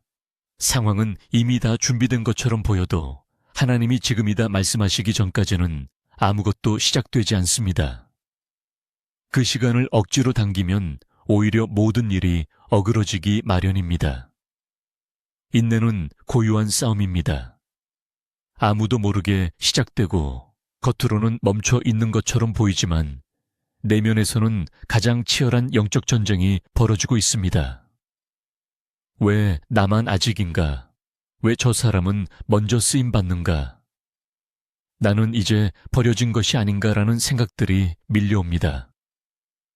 하지만 하나님은 인내를 통해 우리 안에 지켜야 할 때와 물러서야 할 때를 분별하는 지혜를 심어주십니다. 이는 훈련 없이 절대 얻을 수 없는 성숙입니다. 하박국 2장 3절에서는 이렇게 말씀하십니다. 이 묵시는 정한 때가 있나니 그 종말이 속히 이르겠고 결코 거짓되지 아니하리라. 비록 더딜지라도 기다리라. 지체되지 않고 반드시 응하리라. 하나님의 약속은 절대 늦지 않습니다. 우리가 느끼기에 더디게 흘러가는 것처럼 보여도 하나님께는 모든 순간이 정확하게 흘러가고 있습니다. 지금 아무 일도 일어나지 않는 것 같아도 그 안에서 우리는 다듬어지고 말씀 안에서 무게를 갖춰가고 있으며 마침내 날아갈 힘을 채워가고 있는 것입니다. 인내는 무기력함이 아닙니다. 오히려 강한 의지로 하나님의 손 안에 가만히 머무는 것입니다.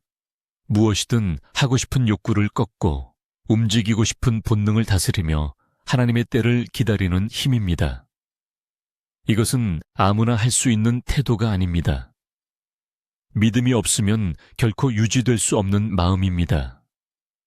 하나님을 신뢰하지 않는다면 인내의 시간은 곧 불평과 원망으로 바뀌게 됩니다. 그러나 하나님을 온전히 신뢰한다면 그 시간은 오히려 영적 근육을 만드는 기회가 됩니다. 지금 누군가가 오랫동안 기도해온 일이 아직도 응답되지 않고 있다면 그것은 하나님의 무관심 때문이 아니라 하나님의 완벽한 타이밍 때문입니다. 하나님은 기다림을 통해 당신을 더 강하게, 더 유연하게, 더 깊이 있게 빚고 계십니다. 그 과정을 마치고 나면 우리는 단지 문제 해결을 넘어서 하나님의 일하심 자체를 신뢰하게 됩니다. 그것이 바로 하나님의 사람으로 세워지는 핵심입니다. 혹시 지금 멈춰진 듯한 삶의 자리에서 낙심하고 계십니까? 아무리 준비해도 아무 문이 열리지 않아 마음이 답답하십니까? 그렇다면 시간은 아직이 아니라 고대 전 단계일 수 있습니다. 하나님은 결코 불필요한 기다림을 주시지 않습니다. 모든 인내는 당신을 정확한 방향으로 날아가게 하기 위한 손끝의 조정이며 그 조정이 끝나는 날 하나님은 반드시 당신을 들어올리실 것입니다. 그리고 아무도 예상하지 못한 자리로 하나님의 목적을 이루는 사명지로 보내실 것입니다. 다음은 하나님의 화살로 준비되는 사람에게 반드시 주어지는 사명의 방향에 대해 이야기 나누겠습니다. 누군가의 인생은 한순간에 방향이 바뀌는 것처럼 보이기도 합니다. 평범해 보이던 사람에게 갑작스레 길이 열리고 누구도 기대하지 않던 자리에 세워지는 이들을 보면 어떻게 저렇게 쓰임받을 수 있었을까 의문이 들기도 합니다. 그러나 하나님의 화살은 결코 우연히 쏘아지지 않습니다. 그것은 반드시 정확한 방향을 향해 준비되고 의도된 사명을 향해 날아갑니다. 하나님의 계획 속에서 목적 없는 발사는 없습니다. 시편 127편 4절에 장사의 수중의 화살이라는 표현에서 우리는 단순히 준비된 도구라는 의미를 넘어서 정확히 조준된 존재로 이해할 수 있습니다. 하나님의 손에 붙들린 자는 아무 곳이나 향해 날아가지 않습니다. 하나님의 사명을 따라 하나님이 정하신 방향을 향해 하나님의 타이밍에 날아가는 존재입니다. 그러므로 하나님의 화살로 살아간다는 것은 단지 준비되어 있는 것만이 아니라 어떤 방향을 향해 살아가고 있는가의 문제이기도 합니다. 방향이 없으면 아무리 힘차게 날아가도 결국은 공허한 종착지에 도달할 수밖에 없습니다. 잘못된 방향으로 나아간다면 준비된 능력도 수고한 시간도 모든 순종도 그 열매를 맺지 못하게 됩니다. 그렇기에 하나님은 우리를 다듬고 기다리게 하시며 때론 고통 속에 두시는 것입니다. 정확한 방향을 정하시기 위함입니다. 그 방향은 우리의 열심으로 선택되는 것이 아니라 하나님의 말씀과 뜻 안에서 분별되고 결정됩니다. 잠언 3장 6절은 이렇게 말씀하십니다. 너는 범사의 그를 인정하라. 그리하면 내 길을 지도하시리라. 우리의 판단과 계획을 멈추고 하나님을 인정하는 순간 하나님은 방향을 정하시고 길을 여십니다. 여기서 중요한 단어는 지도하시리랍니다. 이것은 단순히 길을 알려주는 것이 아니라 그 길로 직접 인도하신다는 뜻입니다. 결국 사명의 방향은 우리가 스스로 설정하는 것이 아니라 하나님과의 관계 속에서 드러나게 되는 것입니다. 하나님의 화살은 누구를 겨누는지도 중요하지만 왜 그 방향이어야 하는지를 아는 것이 더 중요합니다. 우리가 감정이나 기대 혹은 인정받고 싶은 욕심에 따라 움직인다면 하나님은 우리를 멈추게 하십니다. 다시 방향을 조정하실 때까지 어떤 응답도 주시지 않으십니다. 그 이유는 분명합니다. 방향이 틀어져 있다면 아무리 열심히 가도 결국 그 열매는 하나님의 뜻과 무관할 수 있기 때문입니다. 하나님은 사명을 허락하실 뿐 아니라 그 사명의 방향까지도 친히 인도하십니다. 예레미야는 하나님께 부르심을 받을 때 자신이 어린아이 같아 말할 줄 모른다고 했습니다. 그러나 하나님은 그의 입에 말씀을 주시며 어느 민족을 향해 나아가야 할지 분명하게 말씀하셨습니다. 보라, 내가 오늘 너를 여러 나라와 여러 왕국 위에 세워라고 하신 그 부르심은 단순한 직분이 아니라 방향이었습니다. 예레미야는 사람들의 비난을 감당해야 했고 고독한 사명의 길을 걸어야 했지만 그가 하나님의 화살로 살아낼 수 있었던 이유는 하나님께서 정하신 방향을 놓치지 않았기 때문입니다. 사명의 방향은 대개 내가 원하던 길이 아닐 수도 있습니다. 오히려 가고 싶지 않았던 곳, 다시는 마주치고 싶지 않았던 사람들, 피하고 싶었던 문제 한가운데일 수 있습니다. 그러나 하나님은 가장 필요로 하는 곳에 가장 필요한 때에 가장 준비된 사람을 보내십니다. 그렇기에 하나님께서 사명을 주실 때 우리는 묻기보다는 엎드려야 합니다. 그 방향이 내 기대와 달라도 하나님께서 조준하셨다면 그 길이 가장 선한 길임을 믿는 것이 믿음입니다. 어떤 사람은 하나님께 쓰임받고 싶다고 기도하면서도 실제로 하나님이 자신을 향해 방향을 정하시면 두려워하고 도망치기도 합니다. 그러나 하나님의 화살은 스스로 날 수 없습니다. 주님께서 지금이다 하실 때의 길이다 하실 때 우리는 그저 그분의 손에 순종으로 들려야 합니다.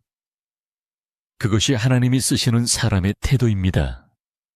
주님의 방향에 거부하지 않고 자신의 기대를 내려놓고 그분의 계획을 따르는 사람. 그 사람이 진정한 화살입니다. 때로는 그 방향이 오랫동안 막혀있던 자리일 수도 있습니다. 그토록 피하고 싶었던 가정 감정적으로 엉켜버린 관계, 실패했던 그곳일 수도 있습니다. 그러나 하나님은 그곳에 새로운 일을 행하시기 위해 당신을 보내십니다. 이제는 두려워하지 마십시오. 당신이 방향을 정한 것이 아니라 하나님께서 조준하신 것입니다. 그리고 하나님은 결코 허공을 향해 화살을 날리지 않으십니다. 반드시 목적을 이루시고 하나님의 뜻을 완성하십니다. 다음은 하나님의 화살로 쓰임받는 사람에게 반드시 동반되는 긴장과 영적 전쟁의 시간에 대해 이야기 나누겠습니다. 하나님의 손에 붙들린 화살은 결코 평탄한 바람 속에서만 날아가지 않습니다. 그 사명이 분명해질수록 오히려 더 격한 맛을 만납니다. 사탄은 방향이 불분명한 인생에 큰 관심을 두지 않지만 하나님께서 조준하시고 준비하신 자가 본격적으로 날아오를 때는 그 움직임을 방해하기 위해 반드시 개입해 옵니다. 그래서 하나님의 사람은 사명을 향해 날아가려는 순간부터 거센 긴장과 영적 전쟁에 휘말리게 됩니다. 시편 127편 4절에서 말하는 장사의 수중의 화살은 단순히 관상용이 아닙니다. 이는 실전에서 사용되는 실제 전투를 위한 무기입니다. 따라서 준비된 화살이라는 말은 곧 전쟁의 현장으로 들어갈 사람이라는 뜻이기도 합니다. 우리가 하나님의 사람으로 살고자 할 때 그 결단은 단순히 개인의 변화로 끝나지 않습니다. 반드시 어둠의 권세에 반응을 일으키며이 세상의 가치관과 정면으로 충돌하게 됩니다. 그것이 곧 영적 전쟁입니다. 에베소서 6장 12절은 분명하게 경고합니다. 우리의 씨름은 혈과 육을 상대하는 것이 아니요 정사와 권세와의 어둠의 세상 주관자들과 하늘에 있는 악의 영들을 상대함이라. 하나님의 일을 하려는 자는 사람과 싸우는 것이 아니라 보이지 않는 영적 세력과 싸우게 됩니다. 그러므로 겉으로는 평범해 보이는 일상일지라도 하나님의 사명을 품고 살아가려는 이들의 마음속에는 끊임없는 영적 전투가 벌어지고 있는 것입니다. 하나님의 화살로 쓰임받는다는 것은 단지 복음을 전하거나 좋은 일을 한다는 개념에 머물지 않습니다. 그것은 어둠 속에서 진리를 향해 날아가는 것이며 세상의 혼탁함을 뚫고 하나님이 정하신 표적을 향해 가는 것입니다. 그러니 방해가 없을 수 없습니다. 오히려 쓰임받는 자일수록 더 많은 공격과 오해 내부의 갈등과 외부의 유혹을 마주하게 됩니다. 영적 전쟁은 내면에서 시작되어 관계와 사역 일상까지 파고듭니다. 이때 중요한 것은 하나님의 화살은 긴장 가운데서도 정확히 날아간다는 사실입니다. 전쟁의 소리, 사람들의 말, 환경의 변화가 아무리 거세도 하나님의 손에 붙들려 있는 사람은 흔들리지 않습니다. 주님이 조준하신 방향을 향해 정확한 각도로 날아갑니다. 이 믿음을 가진 사람만이 긴장 속에서도 평안을 유지할 수 있습니다. 평안은 전쟁이 없어서 주어지는 것이 아니라 하나님의 손안에 있다는 확신에서 오는 것입니다. 하나님의 화살로 쓰임받기 위해선 반드시 전투의 순간을 통과해야 합니다. 겉으로는 아무 일도 일어나지 않는 것처럼 보이지만 실제로는 영적인 긴장감이 짙게 감도는 시간들이 있습니다. 그럴 때일수록 말씀에 더 깊이 들어가야 합니다. 하나님의 음성 외에는 어떤 것도 기준이 될 수 없습니다. 기도와 금식 예배와 묵상이 삶의 중심이 되어야 하며 스스로를 단속하고 날마다 회개의 자리로 나아가야 합니다. 영적 전쟁은 준비 없이는 버틸 수 없으며 하나님의 전신갑주로 무장한 자만이 끝까지 설 수 있습니다. 베드로전서 5장 8절은 이렇게 권면합니다. 근신하라 깨어라. 너희 대적 마귀가 우는 사자같이 두루다니며 삼킬 자를 찾나니 우리가 아무리 선한 마음을 가졌더라도 준비 없이 사명의 자리에 서게 된다면 영적으로 무너질 위험이 있습니다. 마귀는 늘 우리의 틈을 노리고 있고 영적 긴장을 풀면 언제든 침투해 올 수 있습니다. 하나님의 화살이 되었다는 것은 단지 기회를 얻은 것이 아니라 동시에 사단의 표적이 되었음을 의미하기도 합니다. 그러므로 지금의 이 긴장감이 단지 삶의 스트레스가 아니라면 혹은 이유 없이 피곤하고 감정이 무너지고 관계가 흔들리는 상황들이 반복된다면 그것은 사탄이 보내는 방해일 수 있습니다. 그리고 그런 시기일수록 우리는 더 깊은 기도와 더 단단한 믿음으로 무장해야 합니다. 화살이 흔들리면 조준도 무너집니다. 그러나 화살이 주인의 손에 온전히 붙들려 있다면 아무리 전쟁이 거세도 끝까지 정확하게 날아갈 수 있습니다. 하나님의 손 안에 있는 사람은 세상의 거센 바람 속에서도 침착할 수 있습니다. 전쟁의 소음 속에서도 흔들리지 않는 담대함은 자신의 능력이 아니라 하나님의 손끝에 붙들려 있다는 확신에서 나옵니다. 그리고 그 손끝이 흔들리지 않는 한 우리 역시 절대 흔들리지 않습니다. 하나님은 준비된 자를 결코 허무하게 보내지 않으시며 그분이 쏘신 화살은 반드시 그 목적지에 도달하게 됩니다. 다음은 하나님의 화살로 준비된 사람이 마지막으로 받아야 할 파송과 보내심의 은혜에 대해 이야기 나누겠습니다. 그토록 오래 준비되었고 조용히 깎였으며 오랜 인내와 상처 긴장을 지나 마침내 하나님이 쏘아 올리시는 순간이 옵니다. 이 순간은 마치 누군가의 손에서 벗어나는 듯한 낯설고 떨리는 시작일 수 있습니다. 하지만 바로 그때 우리는 하나님의 보내심의 은혜를 깊이 경험하게 됩니다. 하나님은 결코 목적 없는 파송을 하지 않으시며 누구도 우연히 쓰시지 않으십니다. 모든 준비가 끝난 자를 하나님은 정해진 방향으로 정확한 시점에 쏘아 올리십니다. 시편 127편 4절에서 말한 장사의 수중의 화살이라는 표현은 여전히 손안에 있는 상태지만 이내 날아오를 준비가 되어 있다는 뜻이기도 합니다. 이 화살은 자신이 어디로 날아갈지, 어떤 경로를 그릴지 알지 못합니다. 하지만 중요한 것은 그 모든 경로와 타이밍을 정하시는 분이 바로 장사 곧 하나님이라는 사실입니다. 하나님은 결코 화살을 방치하지 않으시며 필요할 때 반드시 쏘십니다. 그리고 그 화살은 정확하게 날아가 하나님의 뜻을 성취하게 됩니다. 하나님의 파송은 단지 사역지로 이동하는 정도의 의미가 아닙니다. 그것은 존재 전체를 하나님의 뜻 안에 던져드리는 일입니다. 그동안 우리가 붙들고 있던 안정감 이해되는 환경 예측 가능한 삶의 방식은이 순간 다 내려놓게 됩니다. 하나님은 당신의 사람을 어디로 보내실지, 어떤 방식으로 일하실지, 또 얼마나 오랜 시간 그 자리에 머물게 하실지 말씀하시지 않을 때도 많습니다. 그러나 보내심에는 항상 은혜가 따릅니다. 왜냐하면 하나님은 단 한 번도 사람을 목적 없이 내보내신 적이 없기 때문입니다. 하나님께서 보내시는 순간은 우리 눈엔 불안정하게 보일 수 있습니다. 누구도 응원하지 않고 길도 명확하지 않으며 실패할 가능성이 더 커 보일 때도 있습니다. 그러나 바로 그때 우리는 보내심의 은혜라는 영적 확신으로 사는 법을 배웁니다.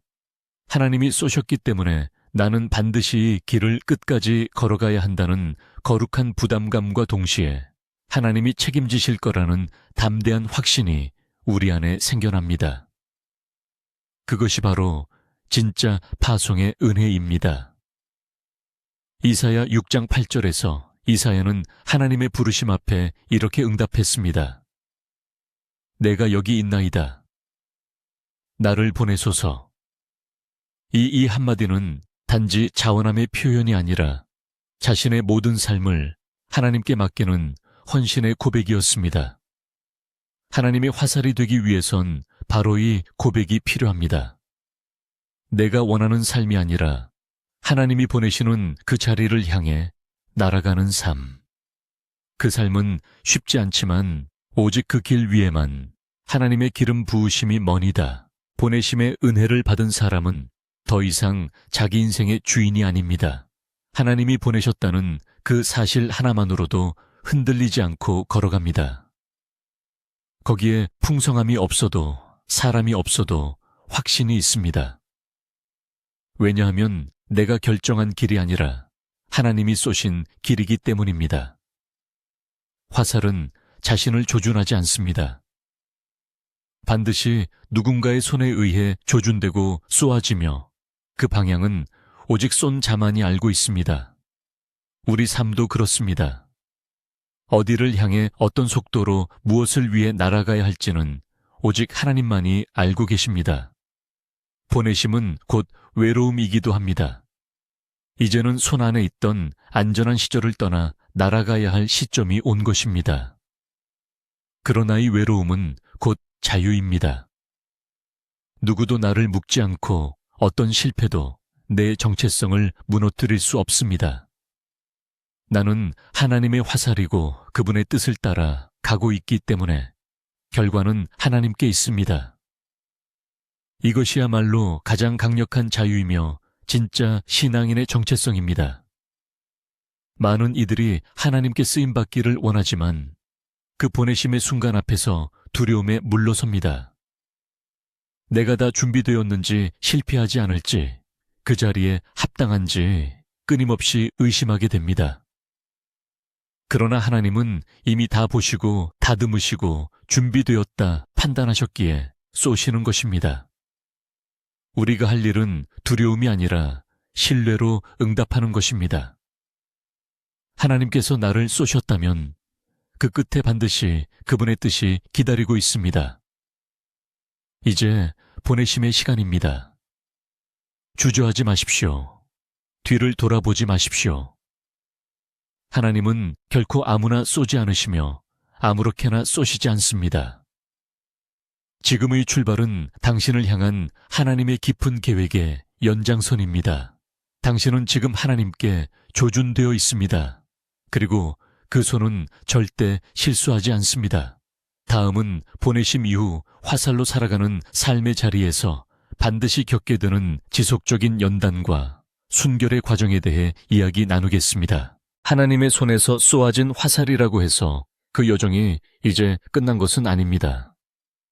오히려 진짜 여정은 바로 그때부터 시작됩니다. 사명의 자리에 도달한 후에도 우리는 여전히 연단받고 매일같이 다시 다듬어져야 합니다. 하나님은 단지 우리를 어떤 자리에 세우시는 것으로 만족하지 않으십니다. 그 자리에 머무는 동안 우리의 내면이 변하지 않는다면 아무리 놀라운 일들이 외적으로 일어나도 결국 방향을 잃게 됩니다. 하나님의 화살은 쏘아진 이후에도 계속 순결하게 다듬어져야 하는 존재입니다. 시편 127편 4절에서 화살은 장사의 손안에 있지만 그 화살이 날아간 후에도 그 뜻이 온전히 이루어지기 위해서는 계속해서 마음과 자세가 지켜져야 합니다. 왜냐하면 하나님의 사명은 단발적 사건이 아니라 지속적 삶이기 때문입니다. 보내심을 받았다고 해서 모든 시험과 유혹이 끝나는 것이 아닙니다. 오히려 그때부터 더 미묘한 시험들이 다가오기 시작합니다. 성공에 대한 기대, 사람들의 칭찬 결과에 대한 과도한 책임감, 자기 의로 무너지는 내면의 교만까지 하나님의 화살로 살아가는 사람은 평생을 순결하게 지켜내는 영적 긴장이 필요합니다. 베드로전서 1장 7절에서 말씀합니다. 너희 믿음의 시련이 불로 연단하여도 없어질 금보다 더 귀하여 예수 그리스도께서 나타나실 때에 칭찬과 영광과 존귀를 얻게 하려 함이라. 믿음의 시련은 끝난 것이 아닙니다. 오히려 하나님께서 우리를 사용하실수록 더 정결한 믿음을 위해 더 깊은 불 속으로 이끄시는 일도 일어납니다. 이 연단은 단지 잘못했기 때문이 아니라 하나님이 더 큰 것을 맡기시기 위한 사전 작업입니다. 하나님은 쓰신 사람을 그냥 내버려 두지 않으십니다. 그분은 더 깊은 순결함을 요구하시고 더 투명한 동기를 점검하시며 더 섬세한 마음을 만들기 위해 계속해서 연단하십니다. 마치 금을 단련하듯 아무 불순물이 없는 그 상태가 될 때까지 반복하여 다루시는 것입니다. 이는 고통스럽지만 축복입니다. 왜냐하면 하나님이 나를 포기하지 않으셨다는 증거이기 때문입니다. 하나님이 연단을 멈추신다면 그것이야말로 진짜 버려진 인생일 것입니다. 보내심을 받은 자리에 오래 머물다 보면 처음의 열정은 쉽고 순수했던 동기는 흐려지고 사명은 부담으로 바뀌기 시작합니다. 그때 하나님은 다시 우리를 정결케 하십니다. 내면을 뒤흔드시고 말씀을 다시 새기게 하시며 기도의 골방으로 돌아오게 하십니다. 이 과정은 유지가 아니라 회복입니다. 하나님께서 지속적으로 우리의 영을 깨우시는 방식입니다. 처음엔 사역을 위해 누군가를 위해 살았다면이 시점부터는 다시 하나님만을 위해 살아야 함을 깨닫게 됩니다. 순결은 단지 성적인 정결함을 말하는 것이 아닙니다. 그것은 마음의 중심이 누구에게 향해 있느냐는 문제입니다. 하나님은 분명히 묻습니다. 지금 내가 이 일을 왜 하고 있느냐? 누구의 인정을 구하고 있느냐? 처음 시작할 때 그 마음을 여전히 기억하고 있느냐? 이 질문 앞에서 우리가 정직하지 못하면 아무리 많은 일을 하더라도 그 중심은 무너지게 되어 있습니다. 그래서 하나님은 쓰시는 사람을 더 자주 무너뜨리시고 더 깊이 울리십니다. 눈물 없이는 견딜 수 없는 시간들이 반복됩니다. 하지만 그 눈물은 다시 하나님 앞에 마음을 드리는 시간이 됩니다. 우리는 아무것도 아닌 존재라는 사실을, 하나님의 은혜가 아니면 단 하루도 설 수 없다는 사실을 다시 인정하게 됩니다. 그 고백이 이어질 때 하나님은 기쁨으로 다시 우리를 붙드십니다. 그리고 그렇게 붙드신 자는 더 이상 자기 힘으로 일하지 않습니다. 진짜 능력은 순결한 마음에서 나오기 때문입니다. 무너진 자만이 다시 진실하게 서고 눈물 흘린 자만이 타인의 고통에 진심으로 반응하게 됩니다. 이 과정은 평생 지속됩니다. 하나님의 화살은 한 번 쓰이고 끝나는 도구가 아니라 계속해서 날아가며 여러 전쟁에서 반복적으로 사용되는 귀한 무기입니다. 그러니 지금도 당신 안에서 하나님은 묻고 계실 것입니다. 지금 너는 여전히 나만을 위해 살아가고 있느냐? 이 무음 앞에서 다시 엎드릴 수 있다면 하나님은 반드시 그 인생을 더 깊이 더 넓게 사용하실 것입니다. 우리는 계속해서 연단되어야 하며 날마다 순결한 동기로 주 앞에 서야 합니다. 다음은 하나님의 화살로 날아가는 삶에서 반드시 지켜야 할 사명의 지속과 종착에 대한 준비에 대해 이야기 나누겠습니다.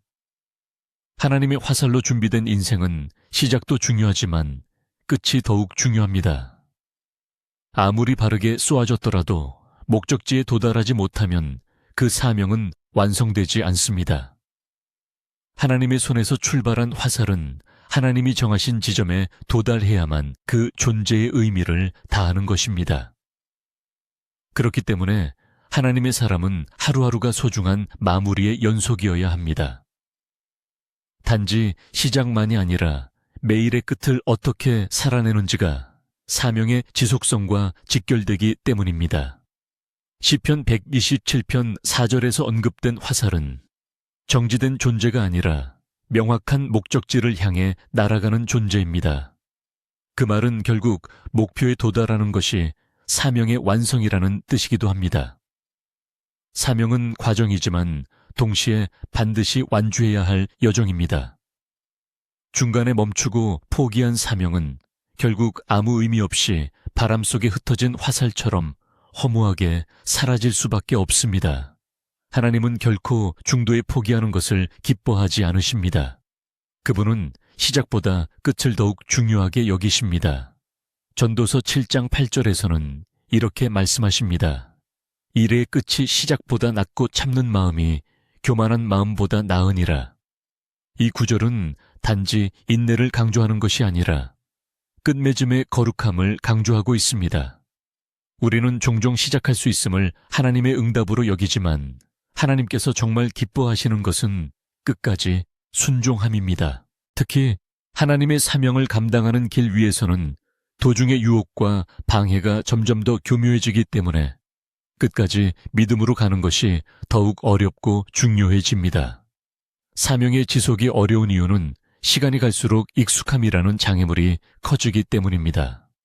처음에는 말씀 한 구절에도 눈물이 나고 기도 시간이 기다려졌지만 어느 순간 그것이 루틴이 되고 습관이 되며 결국 감동 없는 행위가 되기 쉽습니다.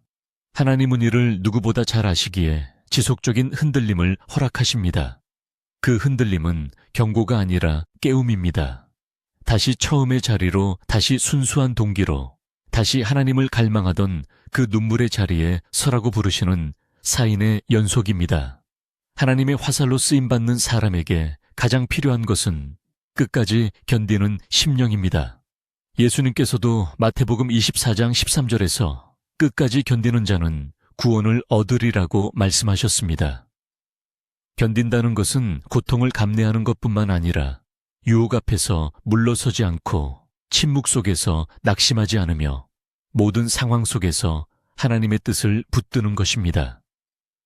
견디은 사명의 깊이를 결정합니다. 단기간의 열정이 아닌 긴 시간 동안에도 변하지 않는 방향성이 하나님이 인정하시는 믿음입니다. 그렇기에 우리는 매일을 종착지로 삼아야 합니다.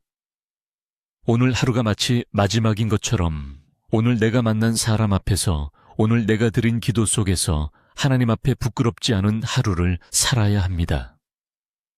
그렇게 하루하루 충실하게 살아내는 사람만이 결국 사명의 끝을 향해 정확히 도달할 수 있습니다. 하나님의 화살은 결코 멈추지 않습니다. 사명은 단발적인 감동이 아니라 지속적인 실천이며 반복되는 헌신입니다.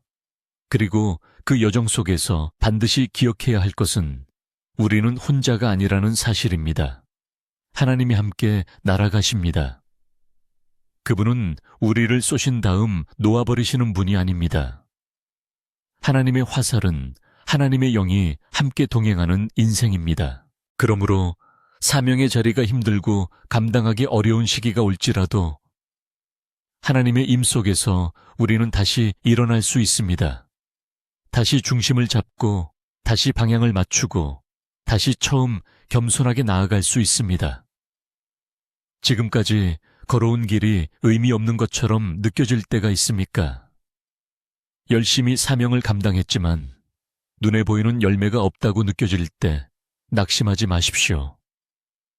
하나님은 결과보다 과정을 보십니다.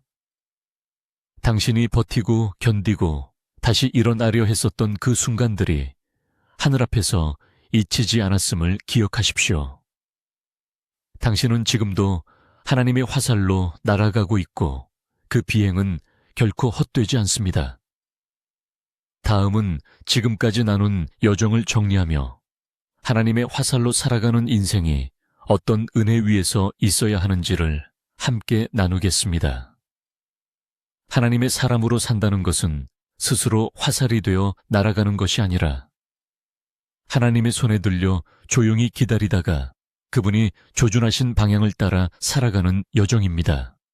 그 여정을 돌아보면 화살이 되기까지의 과정은 결코 단순하지 않았습니다. 하나님은 누구를 아무렇게나 쏘시지 않기 때문에 준비는 길고 다듬음은 깊었습니다. 먼저 하나님은 우리를 고요한 외로움의 자리로 불러내셨습니다. 사람의 시선과 소음이 사라진 그 자리에서 우리의 심령은 조용히 정돈되기 시작했습니다. 혼자의 시간은 단절이 아니라 하나님과의 깊은 연합을 위한 골방이었습니다. 이어서 하나님은 우리에게 순종을 가르치셨습니다. 화살은 스스로 쏘아질 수 없기에 자신의 뜻을 내려놓고 하나님의 손에 온전히 붙들리는 법을 배워야 했습니다.